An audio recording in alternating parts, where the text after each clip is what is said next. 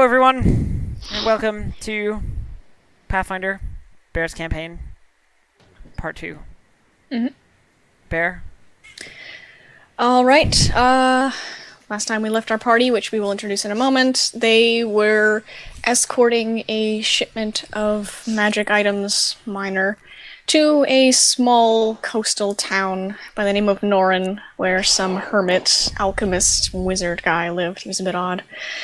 In the meantime, they were attacked by a couple bandits in a completely predictable ambush, but Jenin wanted to be the hero, as he always does, which led them right into the deceased druid's clutches, thanks to some bee grenades and angry Jenin hitting people a lot. Bee grenades. I'm a hero. They found a little carbuncle within the back of the caravan. Nothing really came out of that for now. But they have completed their journey, delivered their goods, and it is the next day, so they should be getting ready to leave the town of Norin back to the city of Darshal at any moment. And that's where we begin. Let us introduce the party, left to right on Elf's screen, so it's easier for viewers. Cool. So, if it's on my screen, that means it's Phoenix, then me, then Bob, then Lennis. No, I need to be last. Why? You gotta get in more late. Because I'm horrible at these things. Go, Phoenix. Introduce yourself. Haven't you ever heard of "We saved the best for last"? Phoenix! Bob? Fine! Alright, so my character is a level 2 fighter human. He is Jenin, and he is a hero. He grew up on these streets watching different plays and acts, sideshow acts, like on the streets. And he thinks of his life as a play now and sees himself as the main role of the hero. He is the fighter king of masks. The fighter king of masks, pretty much. And that's Jenin in a nutshell. Acting! No, this is Anyway. Jenin in a nutshell. Hell, in a nutshell. I'm a hero in a nutshell. God damn it, Bob! So we're off to a great start. That's classic. Okay, anyway. I love this party. Okay. So my character is Kira Lansley. She is a level 2 wizard. She's a very bookish girl. She's descriptively small and constantly encumbered by the amount of academic literature that she carts around with her. She takes things very literally, and she is inquisitive and researchful. She has all the knowledges, basically, and knows all the things. So that's pretty much Kira. Her overarching motivation is to learn more stuff. Though that's not very great. I'll eventually think of something better, but that's currently where we're at. Well, I can work with it, so. Indeed. Alright, who do we have next? Bob. I am Derek, a level 2 oracle who is half blind, mostly blind, however you want to look at it. Couldn't sign your damn name. I could sign it, just not in the right spot. That clouded vision. Yes. He was exiled from his village and is currently looking for a new place to live, with people who won't prosecute him for being touched by the gods. Yeah. So, yeah. That's Derek. Don't prosecute him. No legal action can be taken. Not persecute. Legal. Don't prosecute. You can persecute him all you want, but you're not allowed to prosecute him. There he is. This is why I'm bad at these things. He has diplomatic immunity. You made the nutshell comment. You're Oh, forgiven. Yeah. Now I got the diplomatic immunity, like, Family Guy thing going through my head. Anyway, I am Lennis. I play Sejuani. She's a serpentine bloodline Vishanka. and she is basically a wandering performer that sometimes murders people, and got a job with these crazy people and got tricked, but didn't got tricked. She got in a job with Kira and then had to walk a really long time to downtown, and we've not gotten much money out of this shit so far. Yeah, So we're I Hey, mean, hey, you walking didn't. around. You signed the contract, so you know. Yeah, let's see how it goes, but it was a better, a larger place. I thought the Jenin contract signing was the best contract signing. That was the best By part. the way, you have to find these people. So, according to the contract you just signed that you didn't read, you need to find the other members of our party. Yeah. Anyway. And in Jenin's head, fuck. No, Yeah. it was fine. You just found another person to find another person. It was great. All right. Too So many yeah, we left off in the small. I was gonna say port, but they're a small fishing city of Noren. The word vomit is coming out. Comprised mostly of Undine with a little bit of human, gnome, and whatever in between. And you just finished dropping off all of your supplies to Janvin. He's a little weird, bit of wizard, bit of an alchemist, not very good at both, but that's what you've done, and it's probably just before midday. So what are you all doing? We'll go again from left to right after you've finished with the whole Janvin business. What's Jenin doing? Yeah. Let's see. What would Jenin be doing? So we're in this the time? little town of Soren. We're in the Or little town Noren, of Soren. Noren. He'd probably go to the local bar and start talking about his heroic deeds of what he's done. He's not going to try and rescue more cats from trees? What? Well, I'm guessing since it's a little fishing village, there's not much action going around here. Are so you he's kidding? just, It's a fishing village. Cats love fish. you know Well- what? Unless the Kraken's appearing, he's not doing anything. Oh, you can't rescue cats from trees in a fishing village. Not very well, anyway. But you don't quite find a bar. You find more of a common house where everyone gathers to sit, eat, and talk. So you can find that just fine. They let you in, though they eye you a bit since you're not a local. But they don't comment. You can sit, you can eat. They'll hand you some food. It's not much of a big deal. You can talk about whatever accomplishments you deem important. Yep, I'm gonna go over to one of the tables and start talking about how I went to hell and battled a three-headed Cerberus. I am a level 2 fighter. Yay! I'm a little. It was I just killed a baby. Satan. Leave that. I'm just imagining like the And at the brags end from of- Jenin, like I murdered Asmodeus 3 times. With my bare hands. Blindfolded, yeah. Anyway, I'm sorry. With the blind oracle by me! I'm not gonna make you roll anything. They are obviously skeptical as fuck. Oh yeah, no, this is the most made-up piece of shit story I've ever had, but Yeah. They recognize it as a made-up piece of shit story, but one of them feigns interest and kind of asks you all these details, like what was it like, what did you do, how long did it take, like how tough was the fight, you know. And they question you a lot on the details, trying to like draw more Oh, yeah. bullshit from you. okay, and I will spew more bullshit. It was a 2-week journey. Was it tough? Hell's yes. I almost died. My leg was chopped off, but I got it reattached. And it was very hot down in hell. It was very hot. You can see everyone else at the table like rolling their eyes or trying to ignore you. Some are kind of snickering, but this one, Undine, like props their head or their chin on their hand and goes, "Oh, okay. Tell me more. 2 weeks, huh? Was that on horseback or on foot?" Like they'll just keep questioning you and just trying to see how far you can go with this whole thing. No, sir. I rode a dragon, actually, and I used a saddle of bearskin.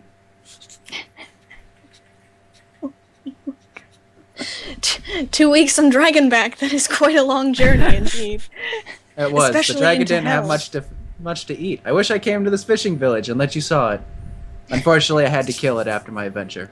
Oh, that would have been quite the sight. It betrayed you, yes? Oh, it tried to betray me, but I got it before it could. Such a valiant man, yes, I can see why they call you a hero.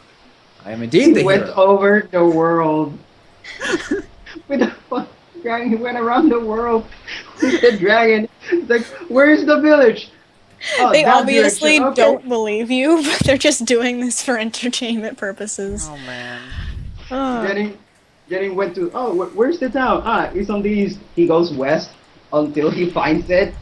Great. He went on Yeah. dragging back all around the world. Done. This person and Undine eventually introduces themselves as Londell, though sometimes they get the nickname from around town Siren, because apparently they can sing very well, but this person says that they will be telling your story for generations to come, so that all may hear of your might and The whatnot. the story of the crazy bastard who went into a bar and started telling everybody how he defeated Cerberus and killed a dragon. Yes. Alright, what's Kira doing? Kira, well, if she's got free time and access to academic stuff, she'll probably be taking advantage of that. She takes at least like a half an hour or so in the wagon to just like mess around with the carbuncle in the box, just like poking it and stuff. Like The carbuncle. nobody's really using it for anything, and he didn't order it, and it's just a carbuncle in a box. Like I thought the carbuncle went into Janvin's. It went House? into Janvin's house, but oh my bad. Then he'll let you like poke around and stuff. He'll keep an eye on you. He'll be watching you like a hawk, but you're allowed to peruse his very sparse collection because he keeps returning all of the books he finished with. That's So in general what she would be doing, like trying to just like review some stuff in the comfort of his little home / library. yeah, you're more than welcome to do so. In fact, he'll let you grab and keep like a first level spell scroll of your choice that he has. He has Sweet. a good collection, but otherwise he doesn't talk a lot unless you bring up something academic. I'm gonna pick a first level spell and put it in my spell book. Okay, you can do it. It'll take you a while to copy it in, but yeah, you can do it. Yeah, he doesn't really say much unless you bring up like something academic, maybe a bit of history, or mostly like nature or geography or alchemy. He'll just start talking and talking and talking, and he won't really stop. But other than that, he seems a little reserved. Okay. And while he is young, it's quite obvious he has some sort of back problem because of his stooped posture and even a cane. Well, I mean, Kira doesn't like disturb him too much. More just like lets him do his thing and does her own thing. You know? In terms of that she doesn't want to impede on the research. Yeah. Okay, yeah, he mostly flips through his book and messes around with his alchemy lab. It's mostly recording formulae and different things for this, and he occasionally mutters to himself and pokes at the carbuncle, which, in response. But, Carbuncle noise. yeah. Oh, cat. But, yeah, that's about it, unless... Lovely. Unless Well, he gets disturbed, I yeah. guess like that until something happens that I need to address. Alright. Yeah, you think he'll be leaving probably midday, so you have a few hours of doing whatever you want. Lovely. Alright, who's next? Bob. What is Well, Derek doing for a few hours? Derek is actually going to go talk to that oracle that the villager said was still in town. That lives somewhere on the edge of town, I think it was. Yeah, a little bit further away, but not as isolated as Janvin's location. It's just a house at the very edge of town, yes. Yeah, so let's go talk to that oracle and see what's up with him. Alright. You can find the house easy enough. If you ask, people will direct you, and it's a small hut, extremely simple, but functional. And if you happen to knock, someone will answer. Yeah, let's not, because barging in would be rude. All right. The Pushes the door door open. opens. Hi, I'm here. The door I'm opens, back! and honey, I'm home. Get hit in the face with a frying pan or something. Um, the door opens, and you see an Undine as well. Around, I'll just say around 5'8". The whole blue skin and almost weird pink coral-ish color hair. He looks at you kind of surprised because you're an unfamiliar face, but also an Undine, and he says, "How may I help you? You are." I am Derek. I was wondering, there's supposed to be an oracle living here, yeah? Of some... Yes, that's me. Ah, right. Were you in need of my services?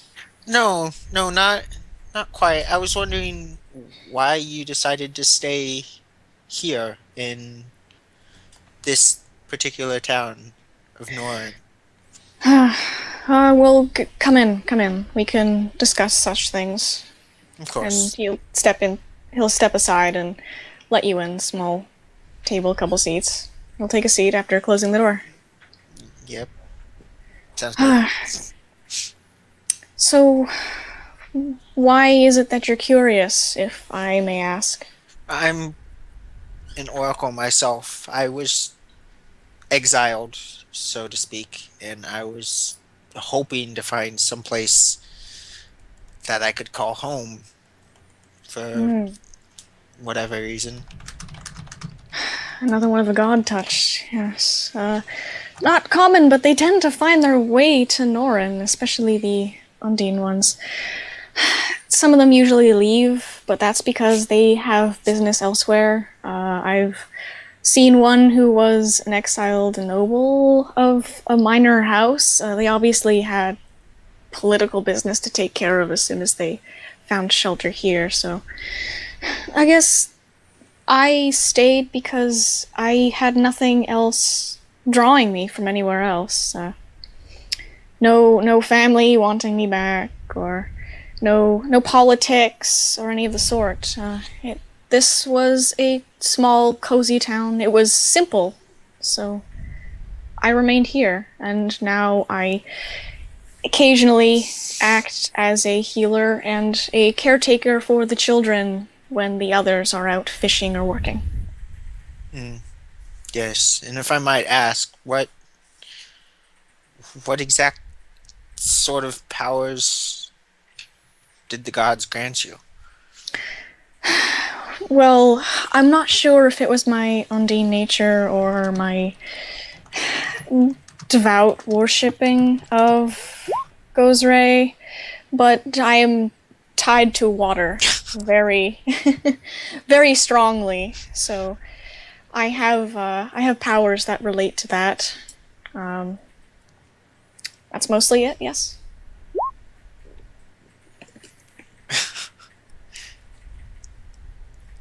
Interesting. Yeah. Uh, well, Jenin, the powers to not tell you shit. Oh my god. Yes, had to. ties to the waves and the wind and the ocean. Makes sense. It that might he's have at a something to do fishing with my village. heritage. What the Makes sense. powers grant you? What powers do they grant you? They are mysteries. It's a mystery. Yeah. you shush. Alright, well, thank you. Thank you for the information. I will be leaving. Have a nice day. And hurry the my. hell out of there, because that's awkward. I'm sorry, Ain't but any less awkward, but once you yeah. said, I'm looking for a place to call home, I was waiting for that. Can I bunk with you? Can I stay with you?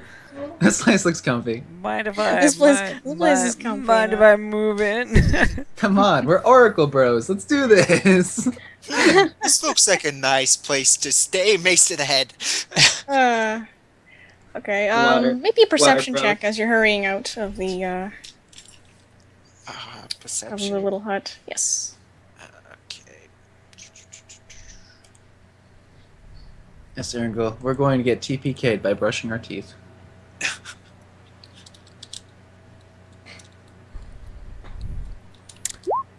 Hey, I'm not that useless.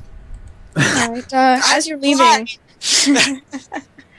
as you're leaving, you catch certain objects around this oracle sort of move around and shuffle when they really shouldn't, and you're out. But yeah, you find objects that were moving of their own accord, and then you get out of there. Oh my god, he's Mickey I know Mouse. that one. I know Yeah. that one. Yeah. Doo-doo-doo. I just Yeah, wanted to describe it oh, without saying the mechanic. Yeah, okay. Yeah, you get the hell out of there. He's confused, but you get the hell out of there successfully.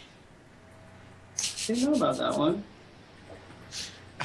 Yeah, I'm just gonna go back to the wagon now and Alright. play with the ring on my finger. Alright, that's Yeah. fine. And of course, as you all know, the ring gets a little warm to the touch when you're nearer to any of the other people that you've been traveling with, but it doesn't really do anything else. It doesn't All speak right. to me and make me call it precious.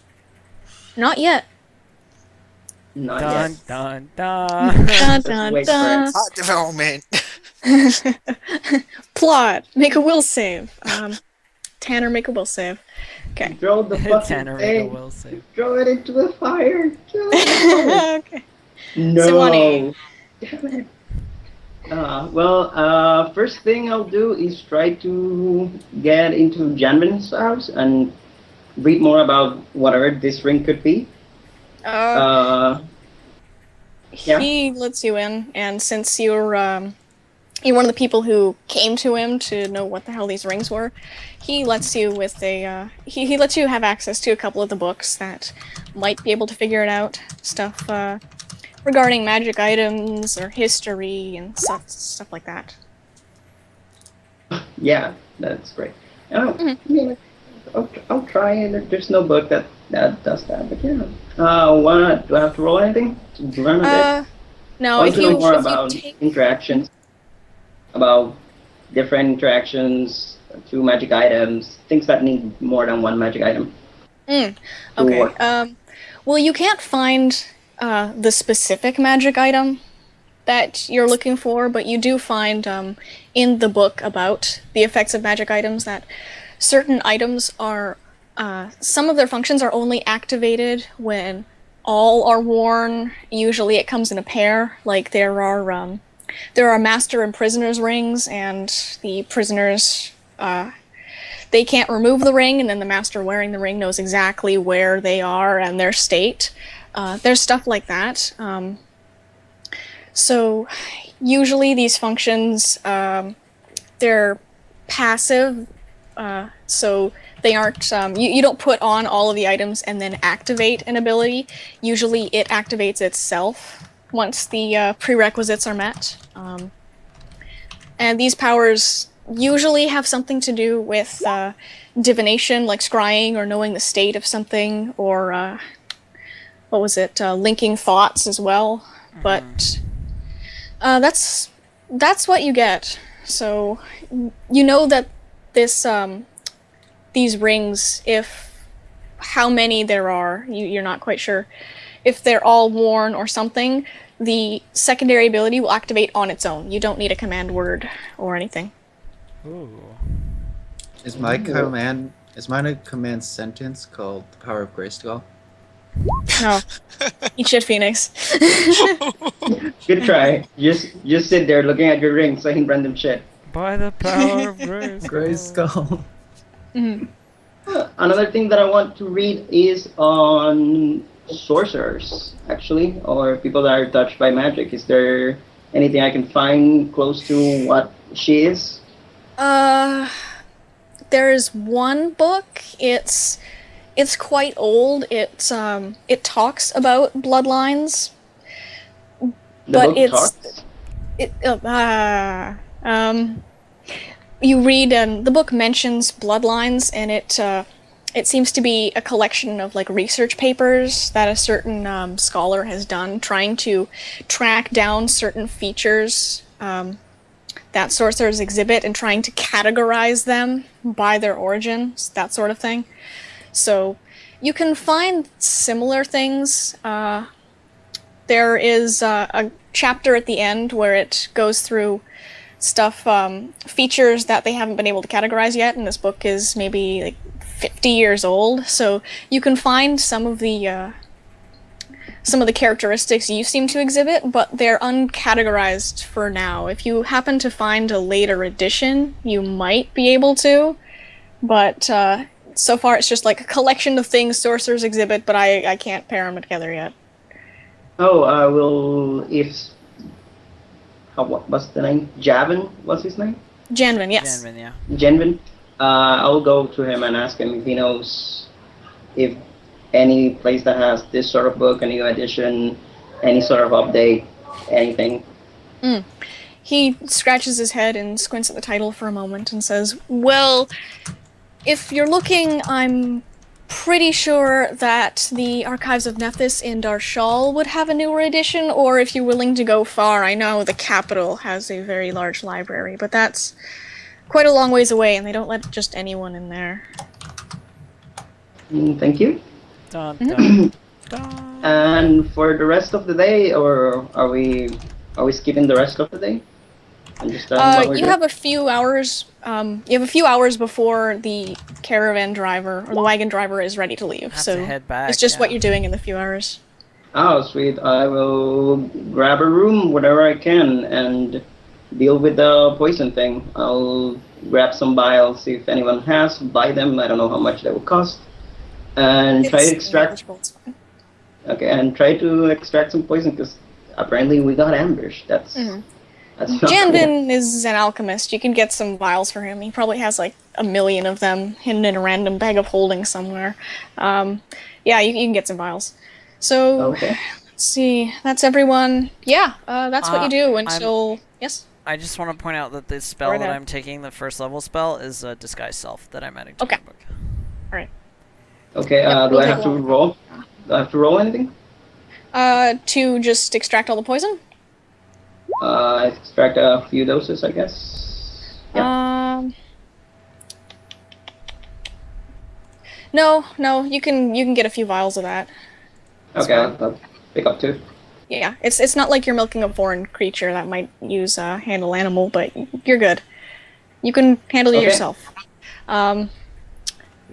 Alright, so eventually you end up, all of you, getting a couple Undine runners walking up to you and saying that the driver of the wagon is ready to leave when you are, so to get packed and prepare for your journey home. Lovely. Kira makes her way to the wagon, says to the driver, like, oh, so we're ready to go? Okay, perfect. And the wagon's free for us to sort of use now. That's good.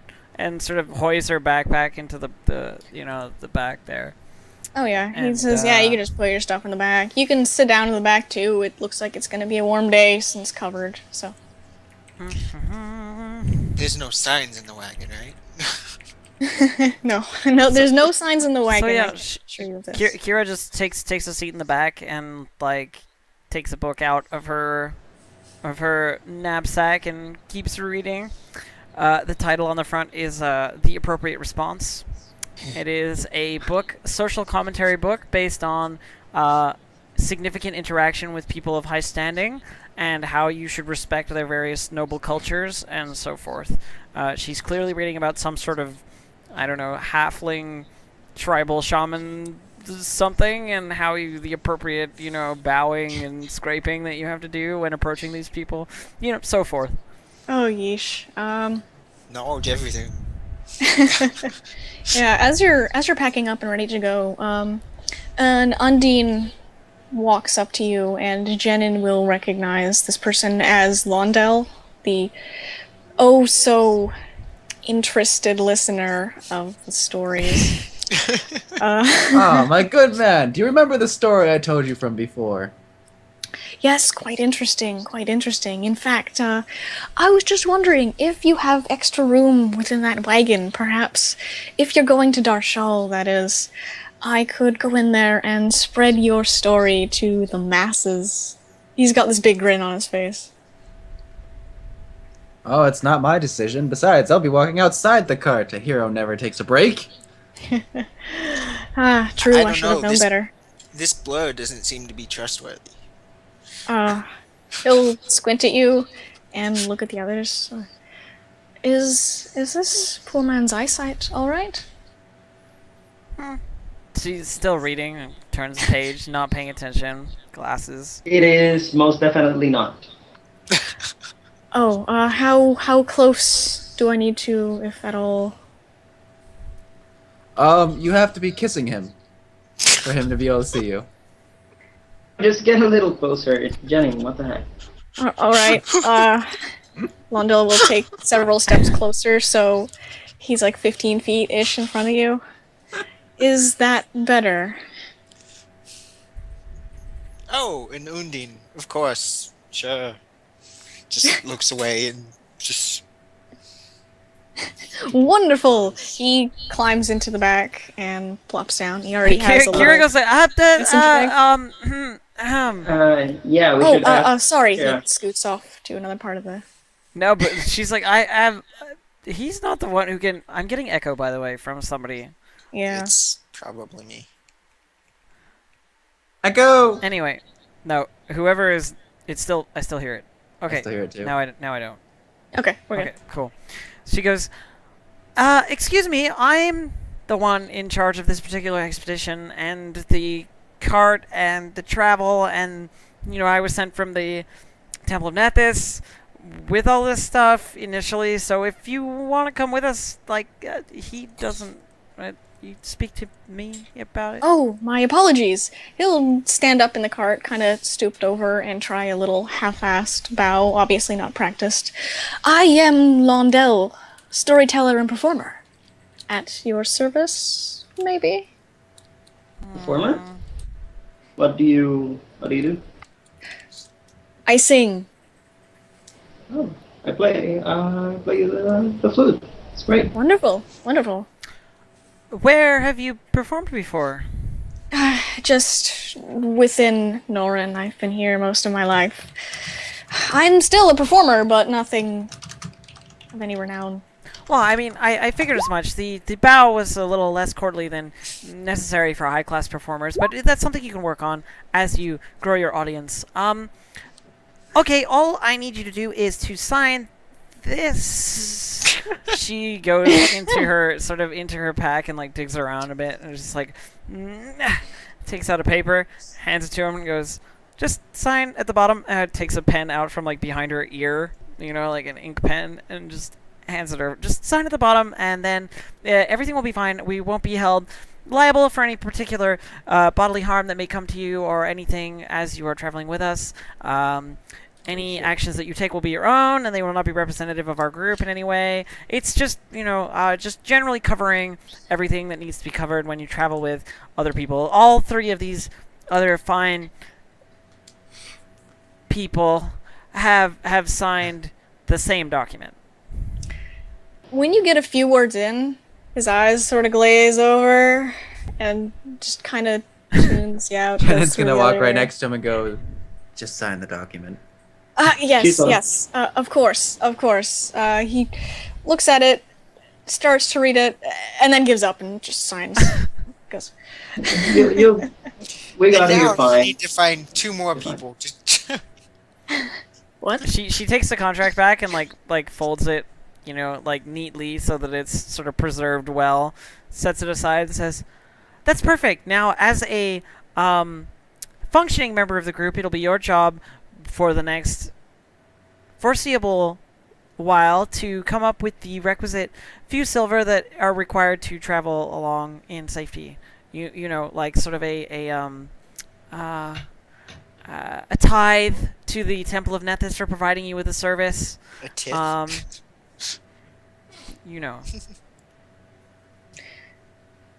He blinks and sighs. It's all in the plopping back document. down. Why of are you course trying it to scam was. this poor man? He plops down onto the seat with a sigh. Kira looks at you very puzzled, adjusts her glasses a little bit to Hark, and goes, I'm not trying to scam anyone. You signed the same document. You owe me a couple of silver as well." Asmodeus would have a heyday in this world, I swear. Kira just gets people to sign things. What? Lundell just runs a hand through his hair and Okay, we have sighs. verbal contracts from now on. Otherwise, this is not gonna work out here. A Well, hero I can mean- pay any price. What do you mean not going to work out here? This contract is going to be over once we arrive at Darshal. There's nothing further that I need from you. That's a good point. Yeesh. Lundell digs through one of the pouches on his belt and pulls out a couple silvers and just haphazardly just tosses them so they land in a little pile by there. So I don't forget. Oh, perfect. Yes, I will keep them in escrow until we arrive. Make sure you sign her whatever to signifying that you've given it to her. She might actually try to get more silver out of you. I'm not signing anything else until I get to Kira scowls at Dark and just opens the tome that she was reading back up the appropriate response and just keeps reading. Totally I would never scam someone. How dare you impugn my honor? The appropriate response reads a paragraph and goes, "Oh, I bite my thumb at you, sir."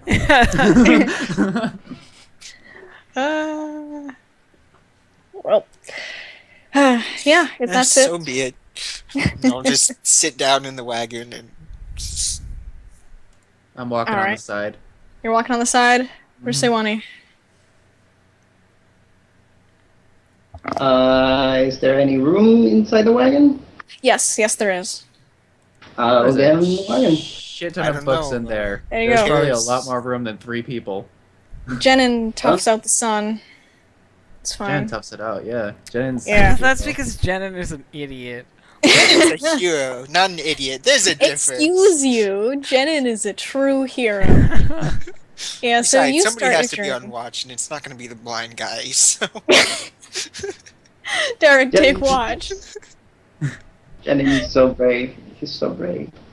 I bet his perception is bad too. My perception? Oh yeah, it's horrible. Nobody's I perception love it. here is good. Nobody. Everyone has crap perception. You know what my perception is? Roll a Negative d20. one? Oh god. I've But got a yeah. +2 from wisdom, but Remember, I this think is the highest in no the group. perception. This is the no perception group. I remember I played that. in a no etiquette group. We were all rude as fuck. But anyway, yeah. So you start off your journey. Some of the Undines, especially the children, kind of wave goodbye and yell and all of that. The rest of the And- owls go along their business. are any of them within 30 feet of us that I can see? Yeah, a couple of them are. They're waving. They're like hi. A couple. I'm The rest gonna of hydraulic push one of them down to get him just to go away, scamper off. Okay. Will you hydraulic push one of the children? How bad is it? How bad do you do that? You just make them fly away, or you just knock them Just a little knock him back? down. Like one of the ones standing on maybe there's half of a stone wall or something that's left over, and you just knock him off the wall. Oh my god, you're sick. Well, you do it. They're children. A couple of the adults go over to make sure they're okay, but mostly they're laughing. Well, everyone's laughing at the kid, but the cart gets away eventually. So you don't, Jenin's gonna take no this. repercussions for now. Jenin's gonna take a second to stand in the middle of the road, wave back to everybody, take his sword out, put it up in the air, and go, "Don't worry, good people. I will be back one day. Whenever you need me, just call for Jenin, the hero," and start to run after the cart. Oh, Okay. God. Everyone stares at you except for one person in the back who just raises their hand and goes, "Yeah, okay." and then they all disperse to get back to their. Nobody really cares about Jenin shit. It's like, all right, bye. So yeah, Let's see, one day I'll Yep. at least. Will. it takes you a few hours, but you eventually make it back to the rest stop. You think if you leave fairly soon and don't spend too long here, you'll make it back to. That's the wrong map. There we go. I have a long list of maps, so I had to Mhm. You think you might be able to make it back by just nightfall to Darshal if you don't spend too long here, so you're back at the usual rest stop. Everyone's in the exact same places because they have an order here. Excuse you. Is there anything you wish to do at the rest stop before moving on? Oh yeah, the guy with the magic items is gone. Oh. No more decanters. There's nothing I want to do particularly at the rest stop. In fact, Kira's probably just like sitting in the back of the cart, like reading the entire journey, like not paying attention to a single thing. Jennan's probably just pouring cold water over him to get the sun, like, less off of him. That's about it. Alright. Roll a d20 to see how badly sunburned you are. Nat 20. You can't move. You've been walking for a few hours. You're starting to feel it. It's probably best if you went inside for a little bit. Heat stroke exists here. The Undine with you is just gonna sing to himself and going to be remarkably decent. So he's going to be singing to himself the entire time? Like, Yeah, just humming or like, singing tunes and just trying to pass the time. Must you do that? Must you? I will start playing my flute when he does that. Ah, Alright, noise. I'm sorry. I'll stop. I'm gonna hop out of the wagon and just walk alongside Alright. Pierce. Kira seems to be able to study regardless of the noise. Remember, this is the girl who had like a million tomes out transcribing things in the middle of a busy tavern. She doesn't give a crap. Like, it does not bother her at all. As soon as you start to hop out, you hear it start back up again. And trying to go along with the flute. Ugh. Is there anything that anyone wants to get done at the rest stop? If not, we'll skip past it. Go ahead. Really. No. Unless- Not unless I see a fire. Not unless There's Derek a wants to push campfire. more children over. I'm gonna put it out with another. They get angry. Why are you And then they so grumble and upset? look for wood and try and relight it. They're trying, but they're not successful. Sewani, anything you need to get done here? If there is nobody, if we have enough time, I'll probably just go to the wash house. That's fine. You have enough time. You can do Sweet. that. That's it. Alright, that's it. And then you're off again. And it's still such a long time. Jenin, you are getting incredibly tired. You can keep toughing it out. I thought he got in the wagon. Oh, you got on the No, wagon? no. He's a hero. Exactly. Thankfully, the sun is starting to go down, so your sunburn is only moderate as opposed to severe. Nope. God. I will endure. So- You will endure. You can get back into Darshal pretty easily. However, you do have a surprisingly long wait getting into the city. There's a side pass which let in people on foot, but the main road with all of the carts and horses and whatnot, there's a bit of a lineup as guards are going over, checking things in wagons, going over papers and whatnot. You're sitting there for a good 10-20 minutes as going down the line. It's like a border crossing. If it's longer than what it should, I'll just get off the wagon and ask what the heck's going on. One of the guards just peeks inside the city, and you see a long trail of wagons and carts and whatnot, and people setting up stalls, and looks back at you and says, they're getting ready for the festival tomorrow. A lot of people coming in. Oh, okay. Do you really Yeah. not know about... Do you really not know about the Festival of the Stars? Really? Is this unknown to you? Have you lived in Darshal for more than a couple of months? No. Oh. Well, never mind then. Continue to ask your questions. And she goes back to Thank reading.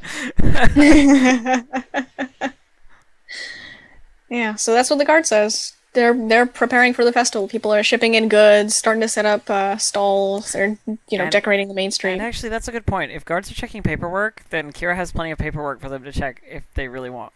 It takes them a couple minutes. They go through the first 2 pages. They take a a fleeting glance at Presents like all the the contracts inventory. and the inventory and the various other things that are Yeah. required. Thankfully, these ones are practiced. They know exactly what to skim and exactly what to skip for the most part, so it's fine. It only takes a few minutes longer than usual. And you're back within the city.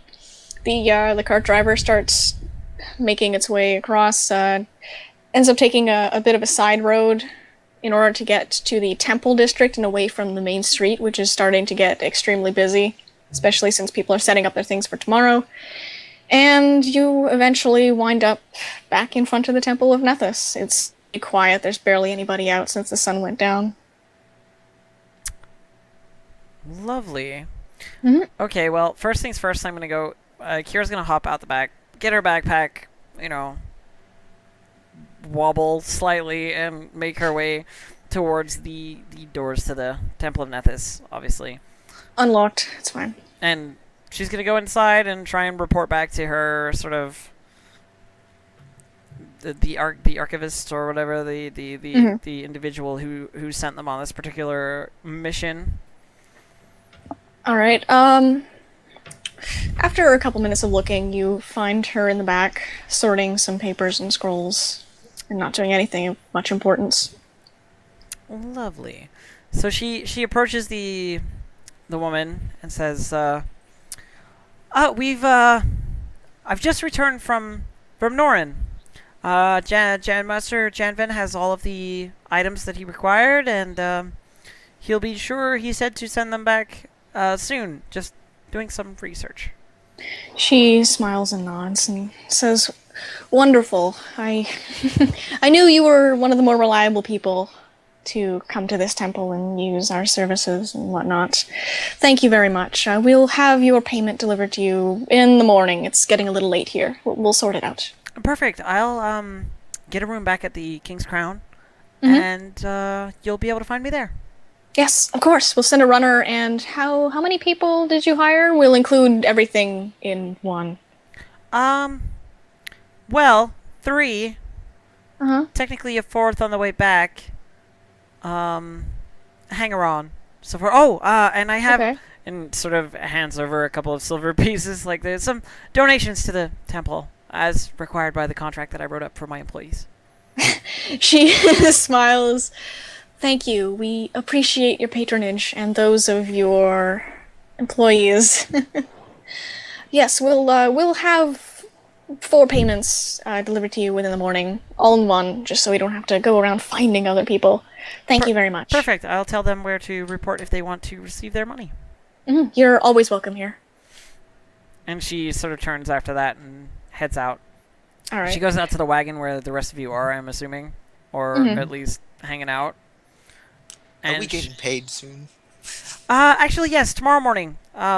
Report to the King's Crown where we met before, and I will provide you with the money that I will then be provided with. It's too late to access the coffers of the Temple of Nethys, but you will have to come and see me in the morning.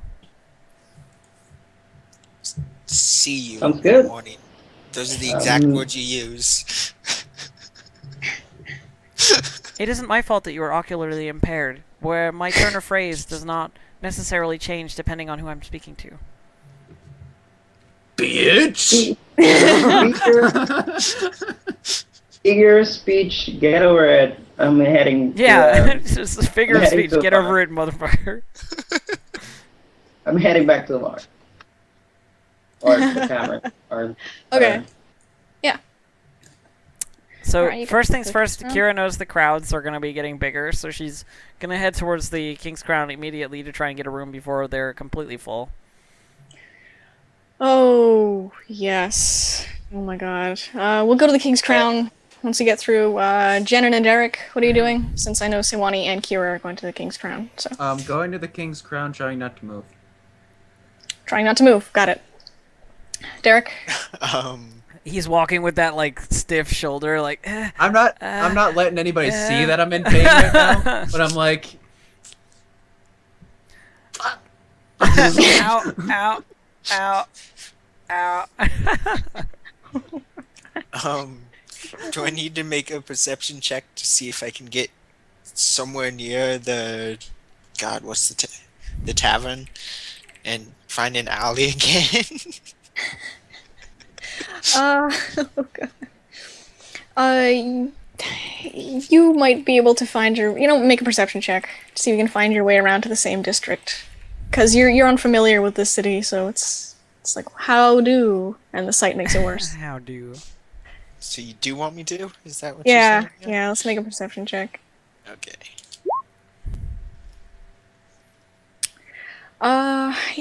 You find a tavern, all right. However, when you get closer, thankfully the sign is hung a couple inches above your head. But if you get closer, it's not the King's Crown. In fact, it reads the Greasy Toad, and you hear a lot of ruckus coming from within, and the unpleasant smells of what you could assume to be the lower class district of Darshal. Oh, it's late.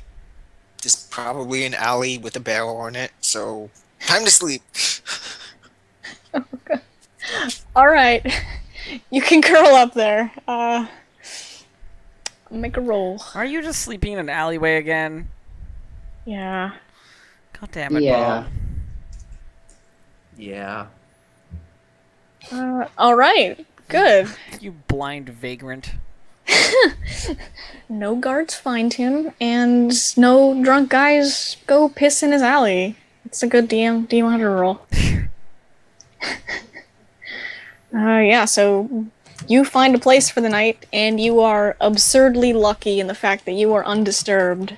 That's want to me. go to King's Crown? That's you. Okay, let me just swap over to... There. Alright, as soon as you open the door to the King's Crown... as soon as you open the door to the King's Crown, you see the King's crowd. It is packed. Gosh, it's so hard to move in, and eventually you see Flynn Mac catch your eye and just like hop up and go, oh, hold on, and he yells for one of the orcish bouncers, has a blue armband. He starts pushing through the crowds to try and get to you and hopefully lead you to the bar. Yeah, Kira's like trying to shove through like the crowd, but she's probably shorter than most of the patrons, and her Does she still have backpack a is just backpack? it's just like this massive obstruction, and she's trying to like sort of slide through, but she's like gets nudged from one side and goes like like holds onto somebody's arm and like catches herself and keeps going, sort of thing. Flynn Mac sees the backpack, and yeah, he tries to get one of the orcs to go get you and lead you through. Just pick her up and Yeah, Toss her over Siwani to the bar. too. It's like let's I'll go behind her and just ride that. yeah, you ride the party crowds. Yeah, Just like, ride Same the with Jenin. huge. Same with Jenin, but he's going like through trying not to touch people at the moment. He's like, no, out! Fuck, no! God! Damn it! Win- roll me a win d20. this is gonna be bad. You get jostled a few times, and it hurts, but thankfully a couple of them say sorry and try and get out of your way. But for the most part, you kind of make your way through without pain. so An elbow here and there. so God. Kira eventually makes it to the bar, I'm guessing, with a little bit of help from the bouncer. Yep. And she says to Flynn Mac, Mr. Flynn Mac, do you perhaps have any rooms available at all? At even a little one somewhere? He grins at you and just pulls out a key. It's the number of the room that you were staying at before. And he slides it to the table and goes, I knew you'd be coming back eventually, so I saved one for you. Yes, it was only a short visit. Thank you very much for keeping my room available to me. I will repay you in kind if necessary with whatever additional funding that you may need. I will be getting paid tomorrow morning, so we should have some gold available. It's only a golden night for the rooms up top, so that's fine. Don't worry about it for now. Just wanted to make sure you actually got a room. I knew you'd be coming back here. Perfect. I'll go and set everything up right away. Just gonna slide through here, and she sort of starts the process of pushing through the crowd towards the stairwell again, like. You hear a gruff voice behind you. Need help, little lady? If you could just just in front of me, maybe. Where are you going? Stairs. He kind of slides in front of you and just starts physically pushing people out of the way as he makes his way Kira to the just stairs. uses the strategy of like staying close behind him and trying to follow along. She gets to the bottom of the stairs where it's a little bit clearer, sort of like to head up the stairs and like around the corner, sort of thing. She turns to the orcish bouncer. She doesn't know which one is which, of course. No. Though I she mean, would they're know- color coded, but she would probably know their wouldn't be- names at this point, right? Jarell and Char, was it? Yeah, Jorl and Shore. Yeah. Sure. Okay. She's going to turn to the orcish bouncer and say, thank you, Jarell? Yep. He's wearing the blue armband. He grins and nods and goes, "Well, you're sober enough to remember that." I haven't drank anything yet. Exactly. she says, like, what do you mean sober? I just got... Hey, he points to the patrons, all, like crowding the bar, and he goes, "When you're that far in the bottle, they either don't know or don't care." Well, perhaps I'll come back down and celebrate a little bit once I put everything... Do you want to drink with me, maybe? Some? Yeah, you're welcome to. I got a bar to watch, but I can work it. Okay, perfect. I'll just go and put my things away in my room, and then I'll be back down with some silver and a job well done, so time to celebrate. He nods to you and then turns to wade back through the crowds. Yeah, she heads up the stairs, Yeah. carefully holding the banister, making her way. Yep. As you head up the stairs, you hear a muffled voice, same guy from before. He yells, "Hey, no spitting!" And then just like the clatter of something. Anyone in the main area just sees Joel like grab a guy and take him outside. Not violently, just pick up. One less body in the room. Everybody else do something because I can keep going with this for Yep. a lot Yeah, of tavern-y stuff. I'll go ask the barkeep if there's a room, because I probably will need a room. He sighs and opens up a little chest, looking through, and goes, well, I know the long-term, let's see, one of the long-term rooms. Yeah, all of the lower floor ones taken, filled up, everyone's staying the night or two. We got one left. Yeah, that's fine. I'll pick that one up. Is there any chance that I could play tonight? Just got back. It's awful. Yeah, you ask the others, and they'll step down, give you a chance. Yeah, I'll play later.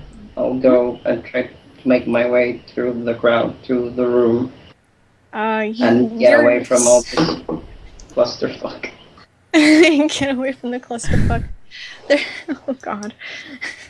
One of the tables is more or less empty. It's just occupied by a single person, but nobody seems to sit down around there, and they give the table a good foot of room, but other than that, you can squeeze your way into a corner where the bards are. They at least get space.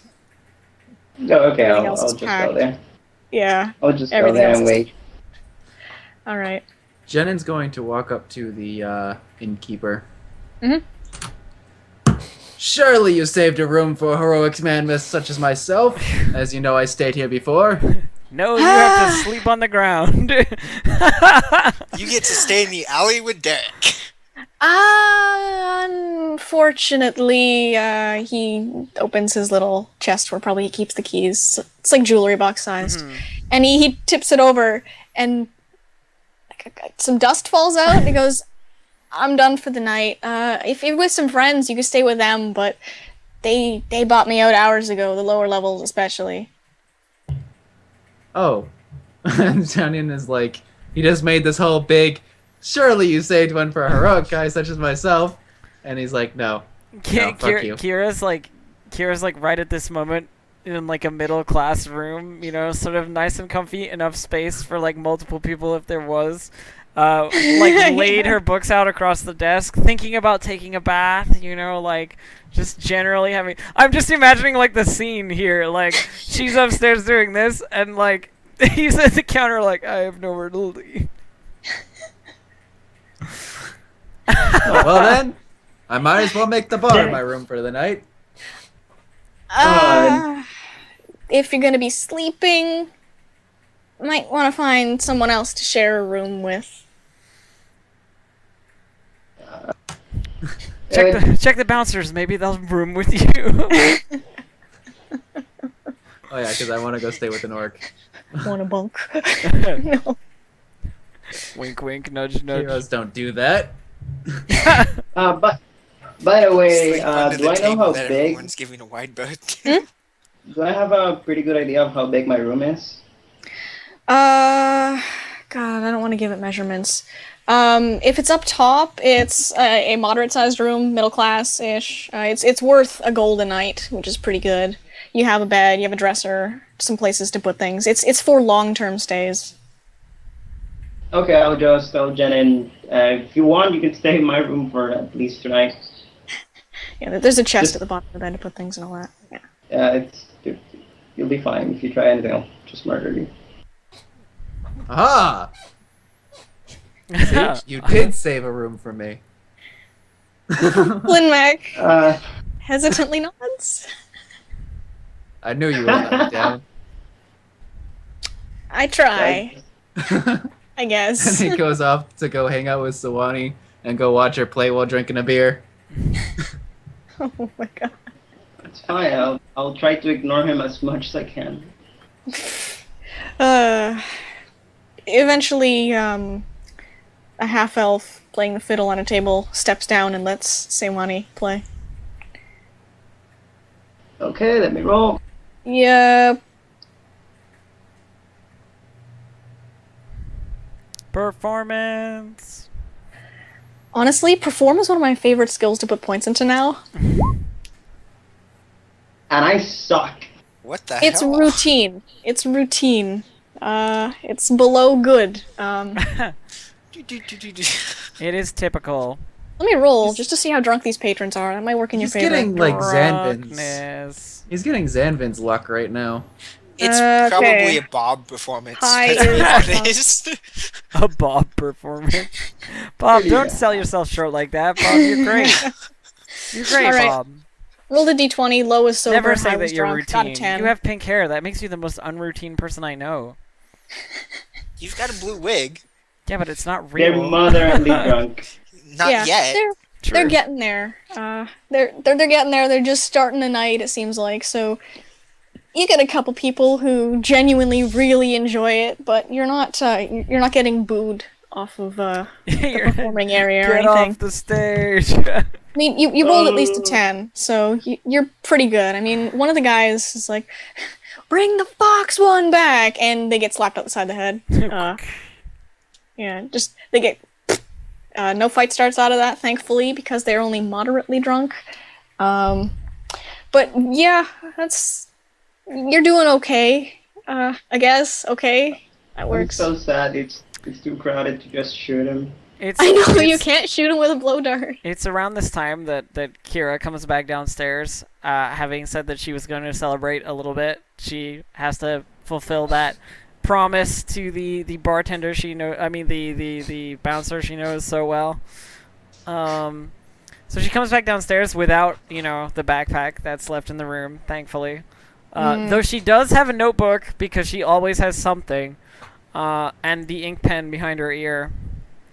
And a little purse full of silver and copper, small coins. She comes down to the bar and sort of slides into the small amount of space, or like slips in the gap, sort of, and Yeah, you can barely fit in. and looks over at Flimack and says, "One for me, please." All right. One moment. He just ducks underneath the counter, and you hear the clinking glasses and whatnot. And then, sure enough, a beer slides over to you, and then he goes back to trying to tend to everyone else. She Looks pretty busy. Kira looks around the bar to see if Jarrell is still like around. You know, like whereabouts he might be. Oh yeah, he's off to the side, about 10 feet away. Sort of looks at him and goes like, Jarrell, Jarrell. Let me roll. It's crowded as shit. Yeah. He stops and looks over to try and find you. Makes eye contact, sort of like in the crowd. You know, she's like Yeah. on her tippy toes, sort of like, ah. And she raises the glass in the air and sort of goes like, ah, and then takes a drink and sort of settles in a little bit. Yeah, when he catches you, he goes, oh, and he nods to acknowledge your presence, and then just starts squeezing through the crowd and He's pushing working, and shoving. you know. Yeah. He's not gonna press the issue, but Yeah, he'll eventually, after a minute of pushing people away who thankfully move without incident, he ends up by the bar beside you, and Flynn Max slides him a drink without any question. He knows that these two orcs are responsible enough to not get completely smashed while on the job. So, how's the whole crowding issue with the Festival of Stars coming up and everything? I mean, that's what, 2 days from now? Something like that? Everybody's jammed in here. It's the busiest I've seen it since I arrived. Well, since last year even. Yeah, that's 2 days. Yeah, people usually come in here early, stay for a couple days, and then leave as soon as they can. Right now, it's just people looking to get drunk before finding the place they should stay. Everyone who's got a room is in them right now. Do you know the origin of the Festival of the Stars, Jarrell? Are you aware of its humble beginnings? He scratches his head. No, it's always been a thing. It was. She goes into like sort of lecture mode. You know, she's holding like a mug of beer in one hand and like taking small sips as she's talking, and just going into like lecture mode about the Festival of the Stars. And she's like, it was originally, it used to be more of a sort of like a religious holiday, you know, but brought here by the traveling devout of Desna, the deity of luck, stars, and travel. You know who Desna is. Anyway, eventually it turned into like a city-wide celebration. It doesn't have much of ties to the goddess anymore. It's sort of more of just like a, hey, let's have a party sort of a thing. But it goes on for a couple days, and you know, it's all sorts of sort of traveling and you know, it brings a lot of stories in and that kind of thing. It used to be sort of more of a sort of share the stories of the world sort of religious event, you know. Now it's more of a drink until you can't stand up and share stories about other times you drank until you couldn't stand up sort of event. Oh, okay. Huh. Never would have thought. And you could tell he actually is listening, but occasionally he stops to kind of look and do a sweep of the bar before focusing back on you. Is his brother anywhere? Or? Yeah, he's on the other side watching. Okay. Maybe talking with a few people, but he just goes back. So she's like, you know, for the next couple of hours is going to be basically like sitting there drinking and doing the regular sort of, hey, I'm done my job and I'm hanging out. However, she's incredibly lightweight because, you know, she only drinks when invited to drink sort of thing, and it isn't super often because she doesn't have that kind of social group. So after like one or two beers, you can tell that she's like sort of drunk. You know, you got that sort of like, oh yeah, you know, like sort of friendly, always sort of smiling a little wider than is necessary type drunkenness. So she's definitely like a little in her cups, so to speak. Oh gosh, the orc cuts you off, or the half orc cuts you off after a few, when he feels like you've had enough, and he's like, careful there, you want to get back to your room without taking a spill. There's like points in the evening where she's basically like, Jarrell, we've known each other for such a long time, you know, like, because she's been there a couple of months, sort of thing. Like, I feel like we are really, I think we connect on a great level, you know, and she sort of like is like a little bit more sort of touchy, you know, like holding his arm or something. Like, he's only had one drink throughout this whole thing because he's just watching the bar. You know, I should write for you, um, um, something. I'll think of something that I can do to show my appreciation for what it is that you do around here. I'm making everything safe, and did you know that security and protectiveness is one of the oldest um, paid sort of jobs in the entire world, anywhere. You know, to provide that strength that you have to others who maybe don't have it is a valuable commodity since the very beginnings of civilization. You know, she does that kind of shit. Like, just it's like the academic knowledge is there, but it's clear that she's like definitely drunk. You know. He nods and mm-hms. Hey, you do that, Yeah. little lady. Yeah. Okay. Yeah. Gosh. All right, Sewani. After you perform, the human goes up for a piece, does a little, loo piece, simple.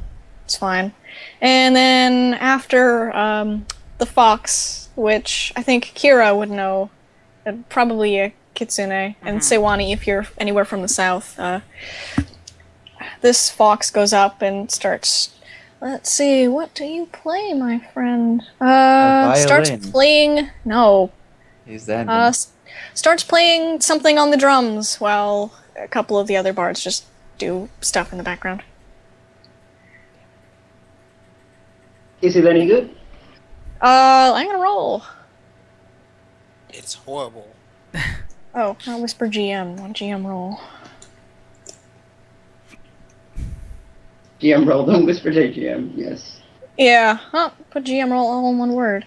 It's extremely good. Damn it. Oh, that 28 good. Let me roll. I gotta roll will save first of all. Roll a will save.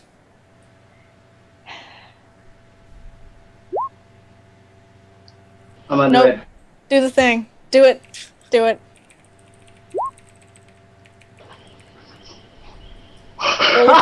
Roll to confirm. No. Wait, is that the bluff No. or the... No, I'm doing it. That's not the bluff. Okay, that's I'm the not hit? trying. I'm not trying to deal damage. I'm just trying to get the effect. Alright, just get the Just poison? Yes. Roll for it. DC 14. What is going on here? He's shooting a blow dart at someone. at the performer. Put the fox on! The fox got on. You're What is your foot? gonna get in trouble. You are. Yes. Um, Yes. The fox kind of flinches as the blow dart gets them. They stop for a second and kind of pat where it is and pull it out, but they try and get back to what they were doing very slowly, cautiously. The other performers are wondering what the heck happened because blow dart hidden in fur, can't really see it very well. Thunk. Give me, what do you want? Sleight of hand, what do you want? Bluff or stealth, sorry, because it's in the flute. You have a Bluff. flute blow. Bluff. Okay, bluff. Flute blowgun. Pretend you're playing the flute.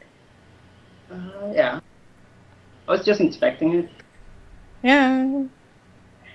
They made the fort save, just barely. 17. Shit. Mm, Just wanted her to fall asleep while playing. Priceless. that would have been great, but she rolled, oh god, she got a 15 on the dice, so. Let me see. 14. You roll me a perception check. I wanted them to fail the fort save, but they didn't. Yeah, I don't see shit. You don't think anyone notices. Everyone else just, to you, appears to be going along with their usual thing. Fox eventually finishes playing and then quietly goes back to the corner while the others take over. Hey, Jorel, I've got a challenge for you. Hmm? Hmm. What is it? Let me see if I can remember how to do this. She focuses on like the blade at his hip. Um, just like because he has like a some kind of sword, right? Yeah, he's got a sword. Okay. Is it scabbarded or is it just like Yes, okay? yes. And she goes. She makes a couple of gestures, like magic stuff, and casts it at the sword, and goes, "Now see if you can take it out." He looks at you with a grin and goes, piece of cake. And he tries to draw his sword. What is It's your will save, good it's friend? Peace bond? peace bond, yeah. Yeah. Okay, so I think the DC. Hang on. Yep. I'm totally doing things without knowing what they do, which is like my number one rule of not doing. That is okay. I think it's just will save or being able to draw. Aha! Now I can do it once in your campaign. Yeah, it's you need to make a strength check that's DC equal to the saving throw DC, which is the will save. So the okay, DC strength is check. DC is 16, and you need to make a strength check DC 16. All right, rolling the. Okay, I've been getting good rolls. He tugs for a second, grunts, and tugs a little harder, much harder, and then finally the blade starts to slide out. And then he just puts it back. Kira like literally is like smiling and goes like ah, she like actually claps, sort of in that drunken but like still sort of refined-ish manner. Magic. Shakes his head, gets a glass of water.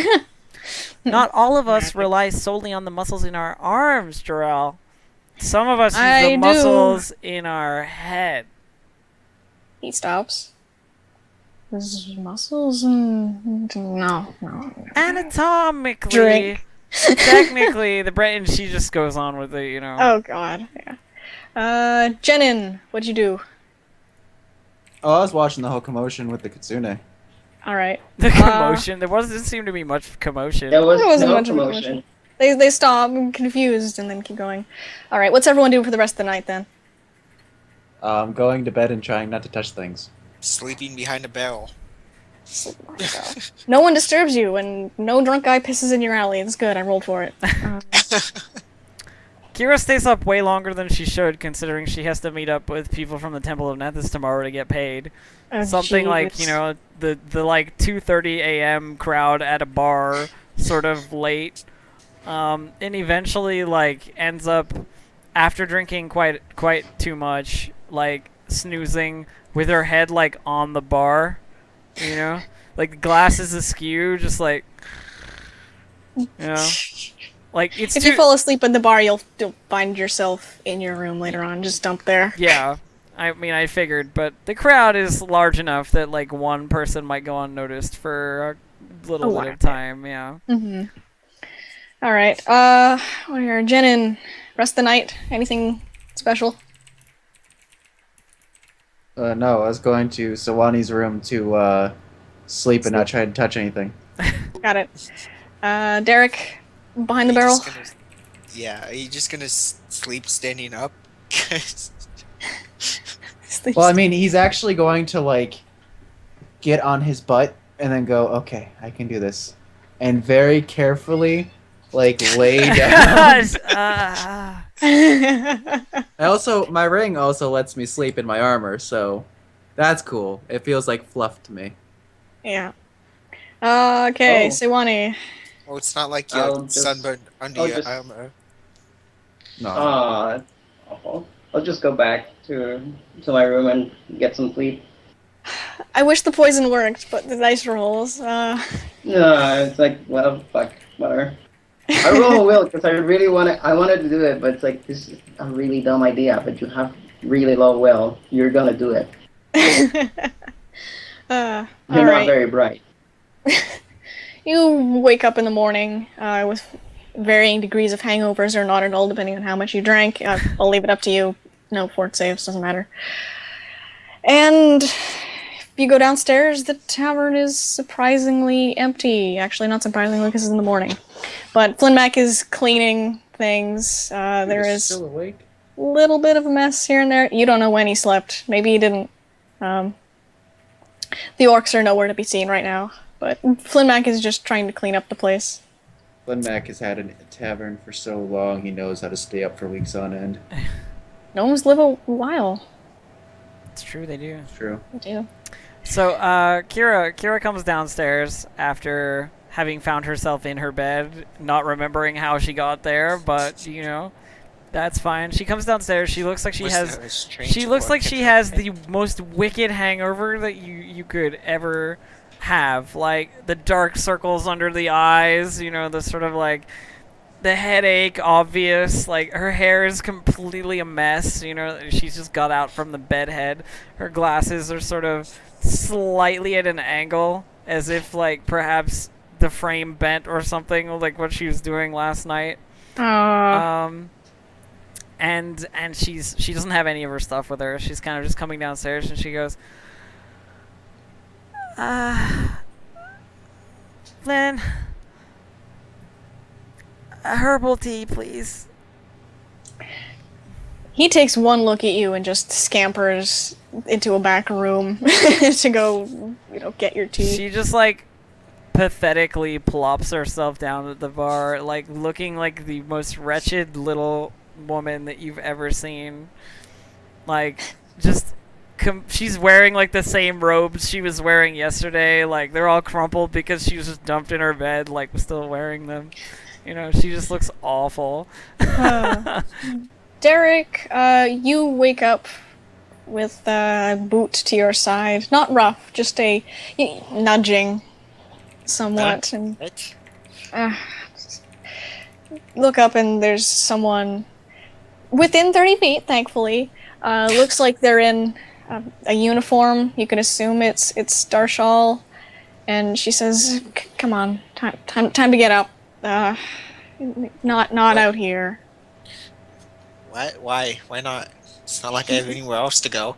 You can't sleep. There's inns everywhere. You're beside. You're I don't sleeping wanna spend money outside. on these dirty places. We can't have people in the streets, I especially was not good this enough- close to the festival. I was sleeping behind the barrel. What do you want up. from me? Up. Come on. Here, get up, you dirty hobo. I'm waiting for Fine, Derek fine. to go. I'm waiting for Derek to go. Do you want to join me down here? It's comfy. Is she an Undine? Can I, maybe charm her No, a she's bit? she looks human. Darn it. Yeah, so I'll get up and just groggily make my way to the street and just... Yeah, she'll escort you to the street and then say, just don't. Do you know which way to the King's Ground, by chance? Yeah, it's just a few minutes down that street, and you take 2 rights. Probably excited that she hears you're going to an inn after listening to her. Right. Down this street, 2 2 rights. rights, yes. Thank you. Got it. Can't miss it. All right, don't sleep in the street, please. And she just turns and walks away. Having to deal with filthy hobos. God. Nicest guard I've ever Yeah, seen. seriously, like, no get up, worm. She's just like tired of this shit. Like, please just do it. Please don't sleep in the streets. I slept behind the barrel. It wasn't in the street. It was in an alley. What the hell? She's nice, but she looks tired of people's shit. She's just done. Yeah. Yeah, so I'll make my way to the King's Crown and let's roll a perception to avoid the sign. Nope. You don't avoid the sign. Thunk. That's pretty audible. The sign hits you. The sign. It You hit the actively- sign, it it actively- screams, and then comes back and hits you again. It actively seeks out your head. Yeah. It's a direct seeking sign. I know I've arrived then. And I'll head inside holding my head because Alright. that hurts. That's fine. Okay. So, yeah, Jenin, Kira! Where's my money? Shouting quite audibly. Oh god.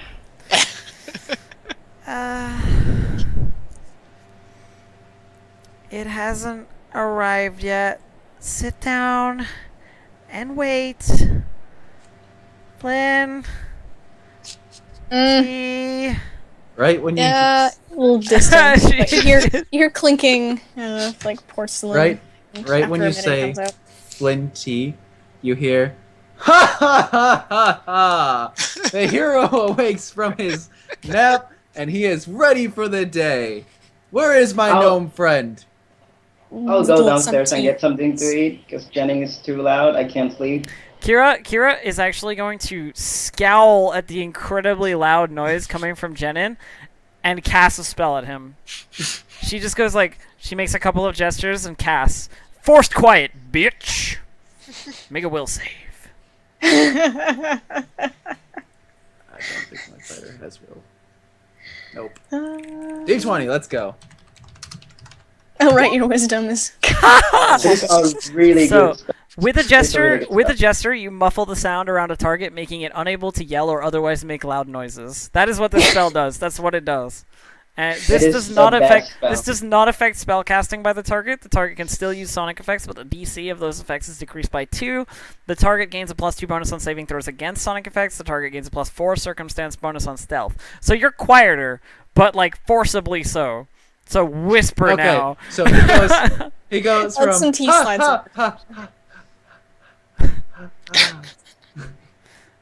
She just like grabs the mug of tea and like cradles it super close, like.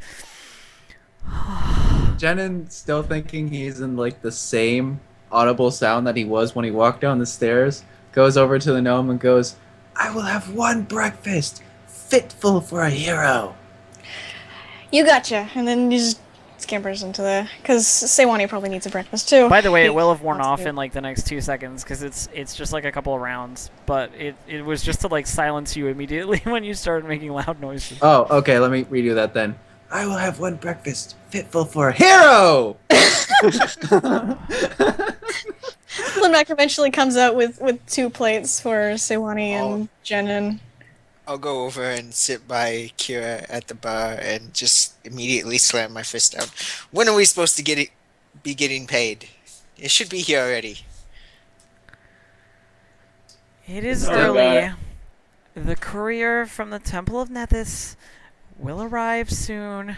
Just let me drink my tea, please. I have a massive headache. She takes a little sip, like, Obviously, she's like just the most pathetic little wretched hungover girl you've ever seen. And this is why you don't stay at taverns.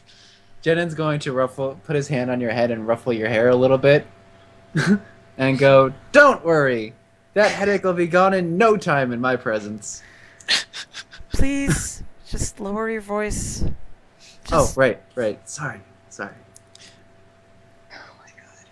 After a few minutes, what looks like a courier comes into the King's Crown, nods at Flinmac, but walks up to you, Kira, and says, You're Kira Lansley, yes? Mhm. Yeah, oh, Yes, maybe- I'm Kira Lansley. Okay, hold on, I got, opens pack, and digs through it, pulls out a heavy sort of looking sack, and then hands it over to you. That's from the Temple of Nethys. Should be everything in there for, what was it, 1, 2, 5 people? Yeah. Yes. Yeah, you and 4 others. Yeah, there you go. Even though we have no idea where That's one of about them went. Yeah, that's that person split. Hey, he signed a contract. That means his pay is divisible. Yeah. Might be able to find if you look, but I'm not gonna, left. I'm not gonna on look the, for not him, the King's please. Crown. No. Anyway, she nods to the courier and says, Thank you. Do I need to? Yes. Courtesy dictates." And she digs around for like her purse and takes out like 2 silver and gives it to the courier like a tip, like. And that's for you. Thank you for your delivery. Thank you. I'll be going. Yeah, and nods and just scampers off. Goodbye. Goodbye. That's our money, That's- right? Yes, I'm this looking- is the pay given to us by the Temple of Nethys. I will divide it equally amongst the the sensible parties involved with this particular job, and then we will be all squared away. Flynn Mac digs under a little space underneath his counter, and he actually pulls out a flask and offers it to you, Kira. And he goes, "Here, I keep these just in case. That should fix it up a little, at least make your state a little better." Oh, a curing draft of some type? Alchemist kindness. Yeah, it's alchemist kindness. He's some alchemical thing. I don't make it myself. I get it from some people down the street. Good for hangovers. It'll work in about 10, 15 minutes. Lovely. She takes it and takes a drink. Let's see. Does it have a taste? No. All right. Let's see. Yeah, you don't feel anything right now, but a few minutes you feel the effects of the hangover slowly start to downgrade, and after about 10 minutes it's gone. She seems a lot more sort of energetic now, having drank the rest of her tea and the alchemist kindness. She goes, okay, so we need to divide the money. Let me just review the terms of your individual contracts. Takes out like the various papers that she had got you guys to sign, and like, you know, smooths them out on the bar counter, which is clean enough that she doesn't worry about lying papers on it. Oh yeah, you just clean it. You know, and goes, okay, so for you and your recruit, talking to Jenin, that will be 15% aggregate. You can divide that however you'd like. For you, review of the contract, that would be 25% for your particular attention to detail, and then the rest I will keep in holding until we meet up with our other associate who signed the last contract, defending the wagon on the way back. So you and you, that's a total of 50 for you and 50 for you. So, like, pushes 50 gold towards Dark and Jenin, each separated into like smaller bags that she's taken like out of her own bag, and like little purses she's dividing it. And for you, that would be 75, pushes 75 towards Suwani, and the rest I will hold until we meet with our other companion. Okay. Whatever. Whatever. Untrustworthy blur. That was a long time to. Okay. Untrustworthy blur. Oh, dear. I can use this to buy equipment to help more people. You have done a heroic thing this day. I am. You and the heroics. When will you stop? You have- Kira sort of like rolls her eyes. She's like, I am well known for my heroism. Indeed, it is. So, what do all of you plan on doing for the rest of the day?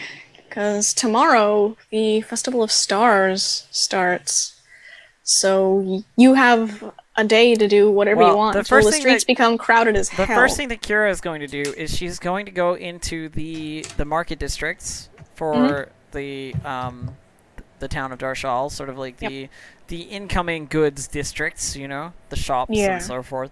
And because it's the Festival of Stars, there's a potential that there will be very many sales because of the large volume of people, you know, in terms of places wanting to offload everything that they can. So she's going to go and look for any particular bargains that she might be able to find, you know, indulge in a new top-of-the-line, you know, silver engraved ink pen, or, you know, something that she can find that's just, like, extravagant and like, on sale.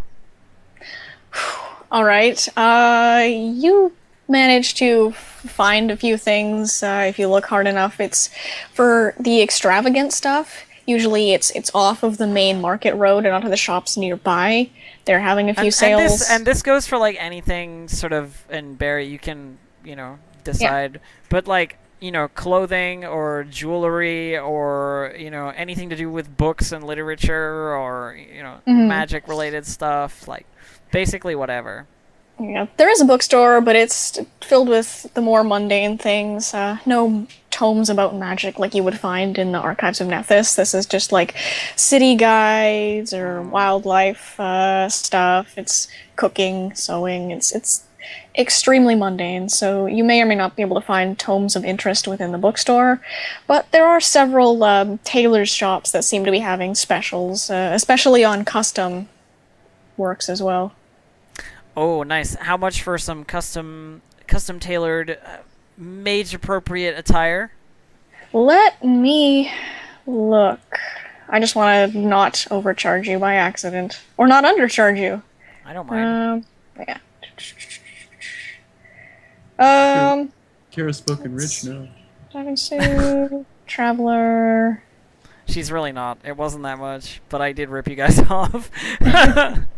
Whatever. For something extravagant, it will probably run you around 20 for a custom, give or take, depending on what sort of details you want and what you want the material to be made out of and whatnot. Well, she's looking for something she can travel in, obviously.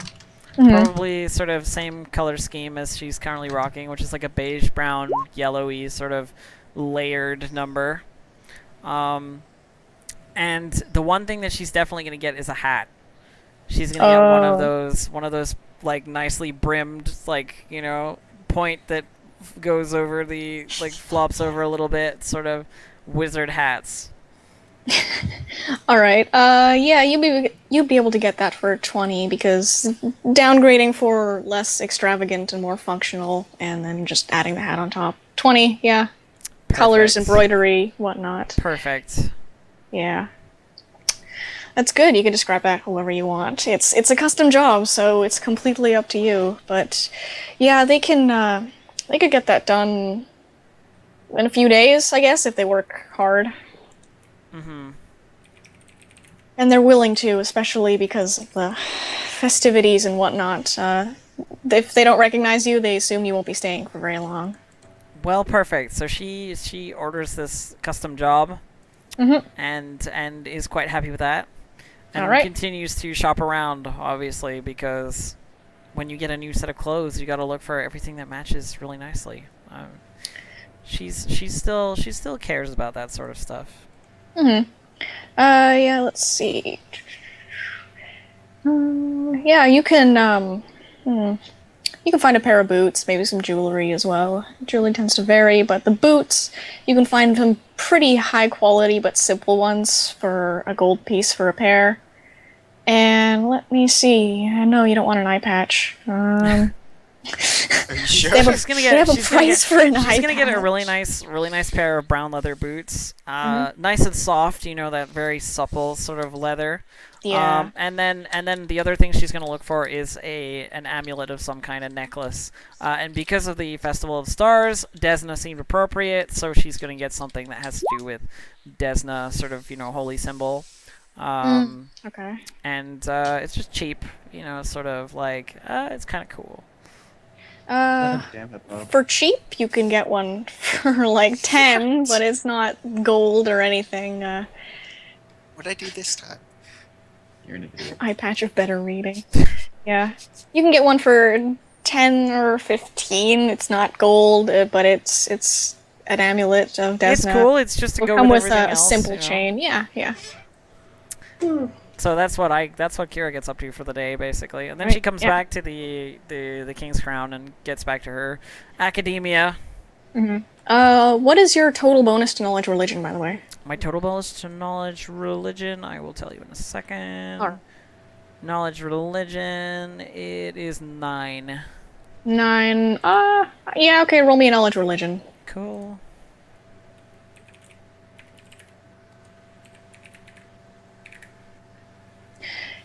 Alright. Boom.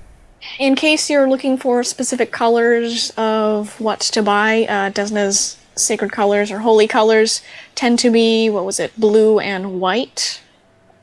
So if you want anything to match that, you can go ahead. Maybe and do I'll that. change the custom tailor job to be more of a blue and white Yeah, deal. up to you.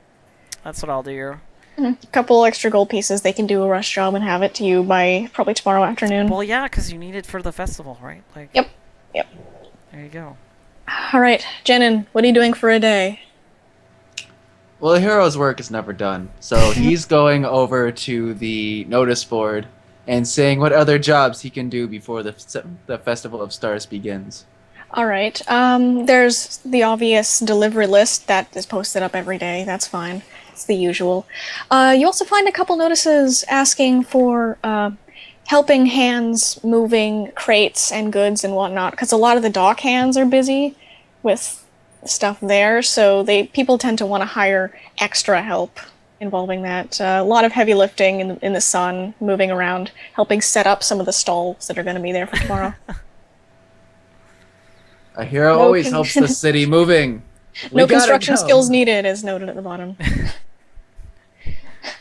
A hero always However, keeps the city delusionally moving. believing you're a hero required. Yep. Yeah, so you can join in with a couple other stronger looking people moving goods in and out of stores and to temporary locations they're looking to set up shop for in the next couple days. And you do quite a bit of moving. You earn yourself, let me roll. GM roll. 2 gold. I didn't roll. Okay. You earn yourself 4 silver pieces throughout the day, moving everything and setting things up and whatnot. All right.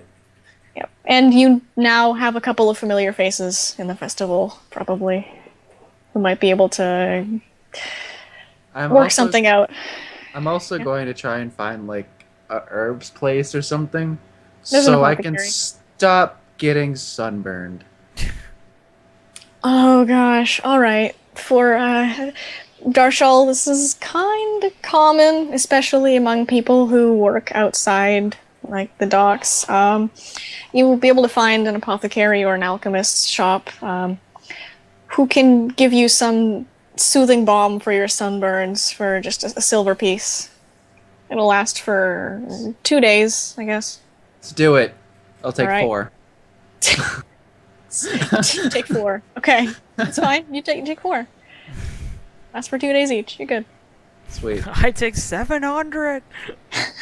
I'll take all of them.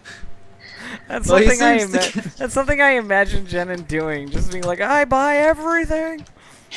A hero's work is never sunburnt. Yeah, so there you go. Derek, what are you doing for the day? Well, is the job board like behind the bar, or is it just off to the side? Or No, it's beside the bar. okay. So I'm just gonna So you go can over walk there through. and look to see if there's anything that might take me to a fishing village. Not within a single day, but in the foreseeable future. Other than Norin, obviously. Don't split the party, man. Always split the party, man. Always split the party. You're dead. Roll a new character. I rolled an alchemy, so yes, you can find one. It's not delivery, it's actually asking people to kind of check up on a village to the south this time. There hasn't been a lot of contact, and the Darshal guards won't go because they're busy going within the city. So someone wants to check up, probably on their relatives and whatnot, too, because they haven't heard anything. Like, just can you go there, see if everything's all right? Because now the guards are willing to go, and It turns out there's a lich that lives there, and now you're dead. a lich make a fort save. Yeah, so they haven't heard anything, and they can't afford to quit their job to go and look, so they're asking people to go look for them. Right. So responsible, guards. What the heck? They're stuck within their own city. They don't want to go out. Also, they're huge dicks Nope. half the time. Except for the Yeah. one that woke me up. She was Except kind for of the nice. Yeah. I should have gotten her number or something. What is your citizen identification number? They don't have phone numbers What's your here. Pathfinder ID number? What's your Pathfinder Society number? Dude, mine's the same as my DS number, friend code. Let's do this. Okay, so That I'll is ask incredibly unlikely. the gnome whose name I have no clue. His name is Flynn Mac, but you hear a lot of the regulars just call him Mac. I wouldn't hear any of this because whenever I come into the tavern, it's empty. So, This is also true. So yeah, gnome. no man. Do you know Uh, about how long the village name, insert village name here, is I'll come up with from it later. It's fine. Dashell? Hold on. Let me take a look. He leans over and squints at the paper. That village will run you about depending by foot or horseback. By foot. By foot, no. Foot, it's about 5 days there. It's kind of far off, a little isolated. Norin tends to keep it themselves, but these ones are just way out there. You get couriers sometimes doing letters, but not lately.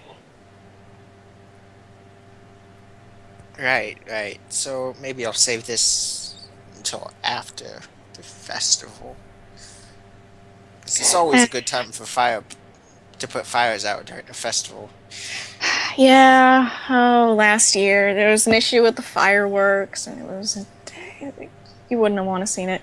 But yeah, keep an eye out if you're of the type who puts out fires. The fireworks in the evening might act up. Sounds good. Sounds very, very good. And then I'll just go to the docks and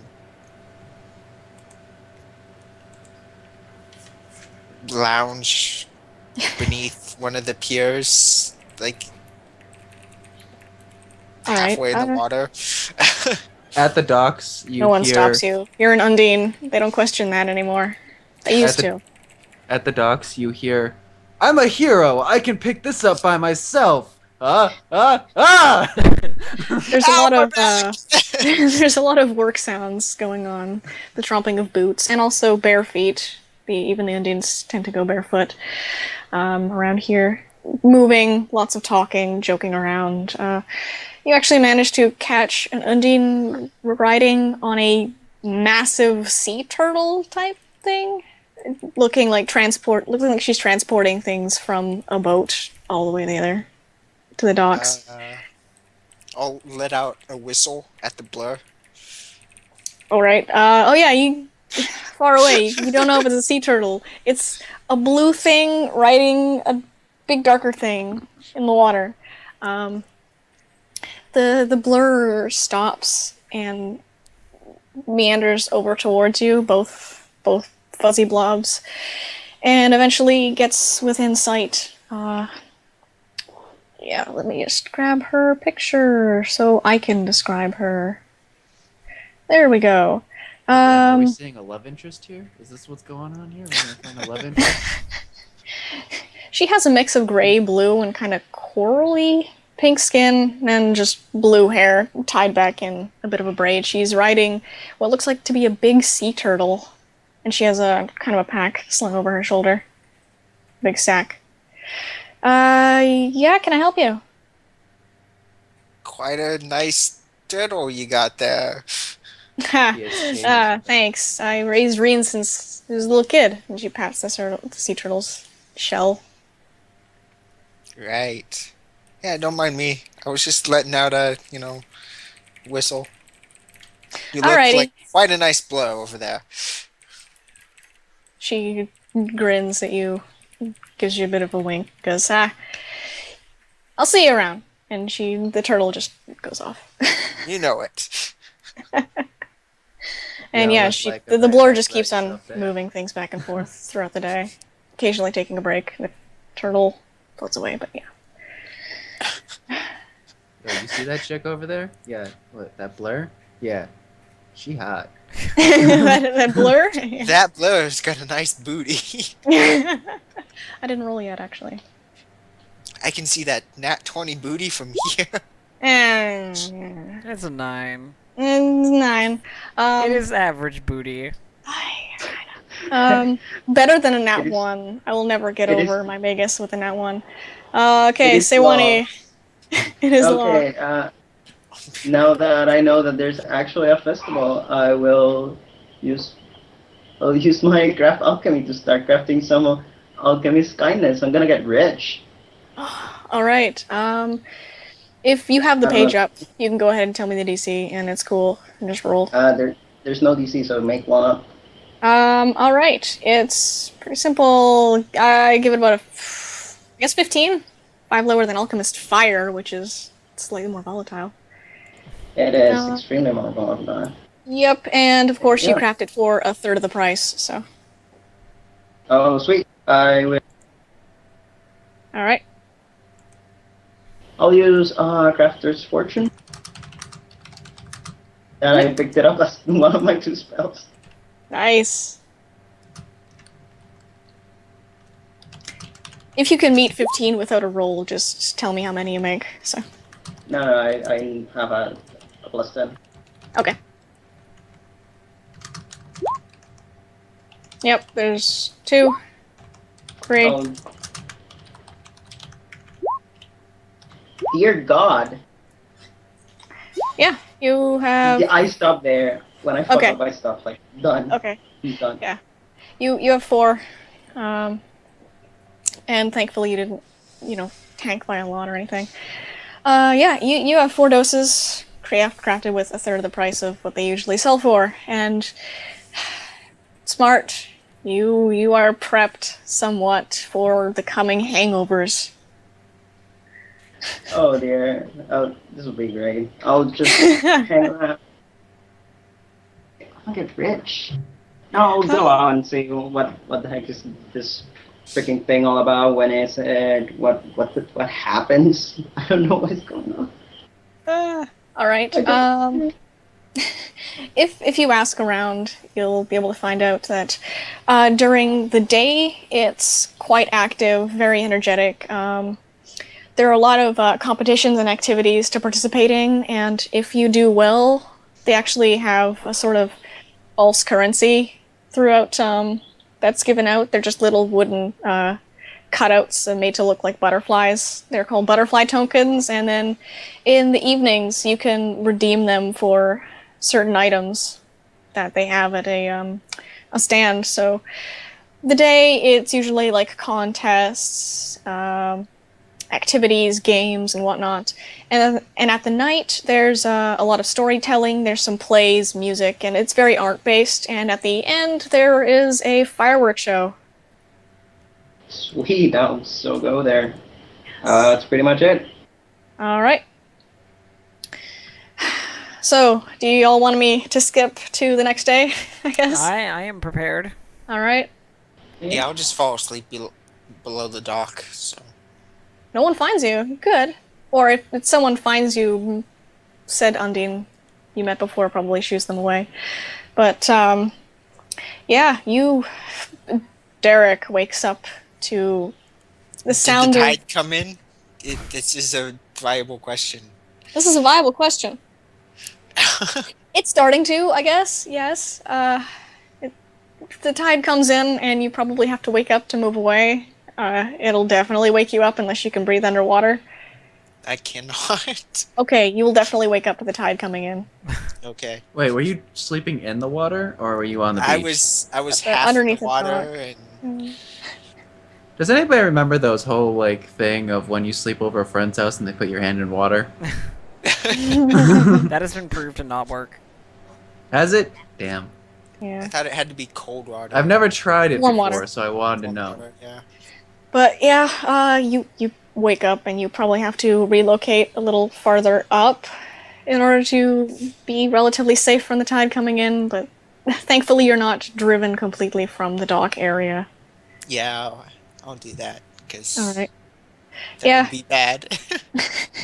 Yeah, you wake up once again to the sound of boots and bare feet on the docks in the harbor as people start to get active. And a couple hours before sunrise, it's a pain. But they're mostly setting up and preparing. But as soon as the sun rises, these people are out and about. So whenever the rest of you wake up, you can already tell it's active. People are coming out and doing things. Cool. Yep. So the first thing that Kira's going to do is, of course, go and retrieve her garb that she commissioned from the shop first thing in the morning. It's all ready for you. It's clean. It is nice. And if irons existed, it would be ironed. So So she goes back to the King's Crown to change and gets into the very fancy looking sort of mage robes with appropriate hat attire in the right color with the new amulet around her neck, Desna, and heads out into the streets. nice. Of course, and she joins in some of the festival things and so forth. I have activities. All right. There. What are the rest of you Festival doing? of the Stars. There. Ignore the airships up here. It was a nice picture, but I tried to cover up the airships. There are no airships. There are Those no are airships. Go big- fuck yourself. Actually, Those are big butterflies. They're just big butterflies, yeah. You said this festival is mostly like an artsy festival. It's artsy in the night, but during the day they have stuff like swimming contests. Let's see, there are a couple strongman contests. There's anchor lifting. She's It's not a the real god- anchor, that's 2,000 pounds. She's the god of luck too, so gambling is probably There's a fairly lot of gambling. All right, so during the day, Jenin is going to prove his might and do any physical competitions that he can do, like swimming, climbing, throwing anything. He's going to do all of that. Oh god. Here, do you want me to just list all of the things they have going on? Sure. Okay. They have a swimming contest. Doing it. They have two usually going on. It's going around, and the round, I guess, walls coming out of the water to the two watchers. It's swimming around there, and you can stop whenever you want. They have people watching so they don't drown. But first one to the watcher wins. It's more of an endurance than a speed. Let's see. They have a fishing contest. You rent a boat, you head out a little farther along the coast. You can already see a couple boats out there. They judge in the evening. Biggest one, obviously, wins. There's first, second, third prize. There's anchor lifting. It's not an actual anchor because that would weigh into the tons. But they have, a big metal anchor, and if you can lift it, you get something. If you can lift it and move it, you get, more of these my butterfly God. tokens. We There gotta do is, that. guess the weight of the anchor, which is interesting. If you Yeah. can get how much it weighs, you can get the thing. Jenin's a fucking idiot. He can't figure that out. Yeah. There's the classic jelly beans in the jar, where, that doesn't mean he's not going to try. you guess how many, butterfly tokens are in the jar, and you get all of them. That sounds like a And Kira thing. then throughout the day and into the night, they have storytelling contests. And this is, you pick a little paper out of a jar. It's a random topic, and go. The audience judges. And then there's just gambling throughout the entire thing. You see a couple arm wrestling as well, but that's unofficial. No tokens from that. People just like to arm wrestle a lot. A lot of luck-based things as well. But yeah, there you go. A lot of dice games. Cool. This storytelling thing sounds like Jenin's. Yep. So Jenin's. I'm gonna do swimming, anchor lifting, and storytelling. All right. Oh yeesh. All right. Roll me a swim check. You're supposed to go in without your armor, so take away all the armor check penalties and everything. They're not letting anyone go in with any sort of armor because you'll die. Okay. I have +4 on swim. Okay. Roll me 2 more swim checks. Jen- I don't practice swimming all the it time. turns out Jenin is not a great swimmer. One of them is absolute garbage. Thankfully, there are two swimming contests, and all of the Undines compete in the other one because they have a legitimate swim Aww. speed. Aww. Yeah, no, or else they would be winning every single time. Let's see. Compared to the rolls, you get fourth place. Sinks What a- heroically. You get fourth place. You are tired as hell after that, but you complete the whole thing. Still ain't Half of these lifting. people don't. Yeah. There's a fly in this room and it keeps bugging me. Yeah, you. Oh, I see what you did there. That was unintentional. Thank you. Yeah. I For see getting it. fourth place, you get two of the little butterfly tokens. They hand those out afterwards. We'll go around, so we don't have to stick to one person for too long. Kira, is there anything you're interested in? I'm gonna guess. There's a lot of storytelling. I'm gonna guess the number of tokens in the jar. As All right, and as an intelligent character, I believe I may be able to discern the number. And race? since there is no visual to help give you a more accurate thing, I'll just give me an intelligence check. Oh, okay. Yeah, because it's extremely hard to guess how many things are in a jar if you don't see it. That is rather. Shouldn't it be like an appraise check or something like that? Appraise determines the value. I guess intelligence determines like space and size and something. Volume. Volume. I guess you can assess more or less the value of something with appraise. Oh, I GM rolled it. Fuck. Reroll it. Please reroll it. There we go. You know that there's more than 20 and less than 50. There's more than 20 and less than 500. Yeah, it's less than 500. Thank you, Bob. I'm gonna I'll do what I can. guess. You can have multiple guesses as I'm well. gonna guess 36. All right. It is not 36. The person running it says no. Sorry. You can guess more than once, but come back in like an hour or so as well to give everyone a chance. But it's more than 36. All right, Jenin did the swimming. Derek, is there anything you're doing right now? Damn right. All right, you're swimming with other Indians. Roll me 3 swim checks. You're also blind. You're also blind. You can go along the wall, I guess, without hitting the wall. Swim, swim, swim, swim. There's Swim, swim. swim, swim till the Undeeds come and take you away. Jesus Christ, these are garbage Undines. Cody has a point. By the Knowledge way, and how linear many- for space and volume. How many people were in my race, may I ask? 4.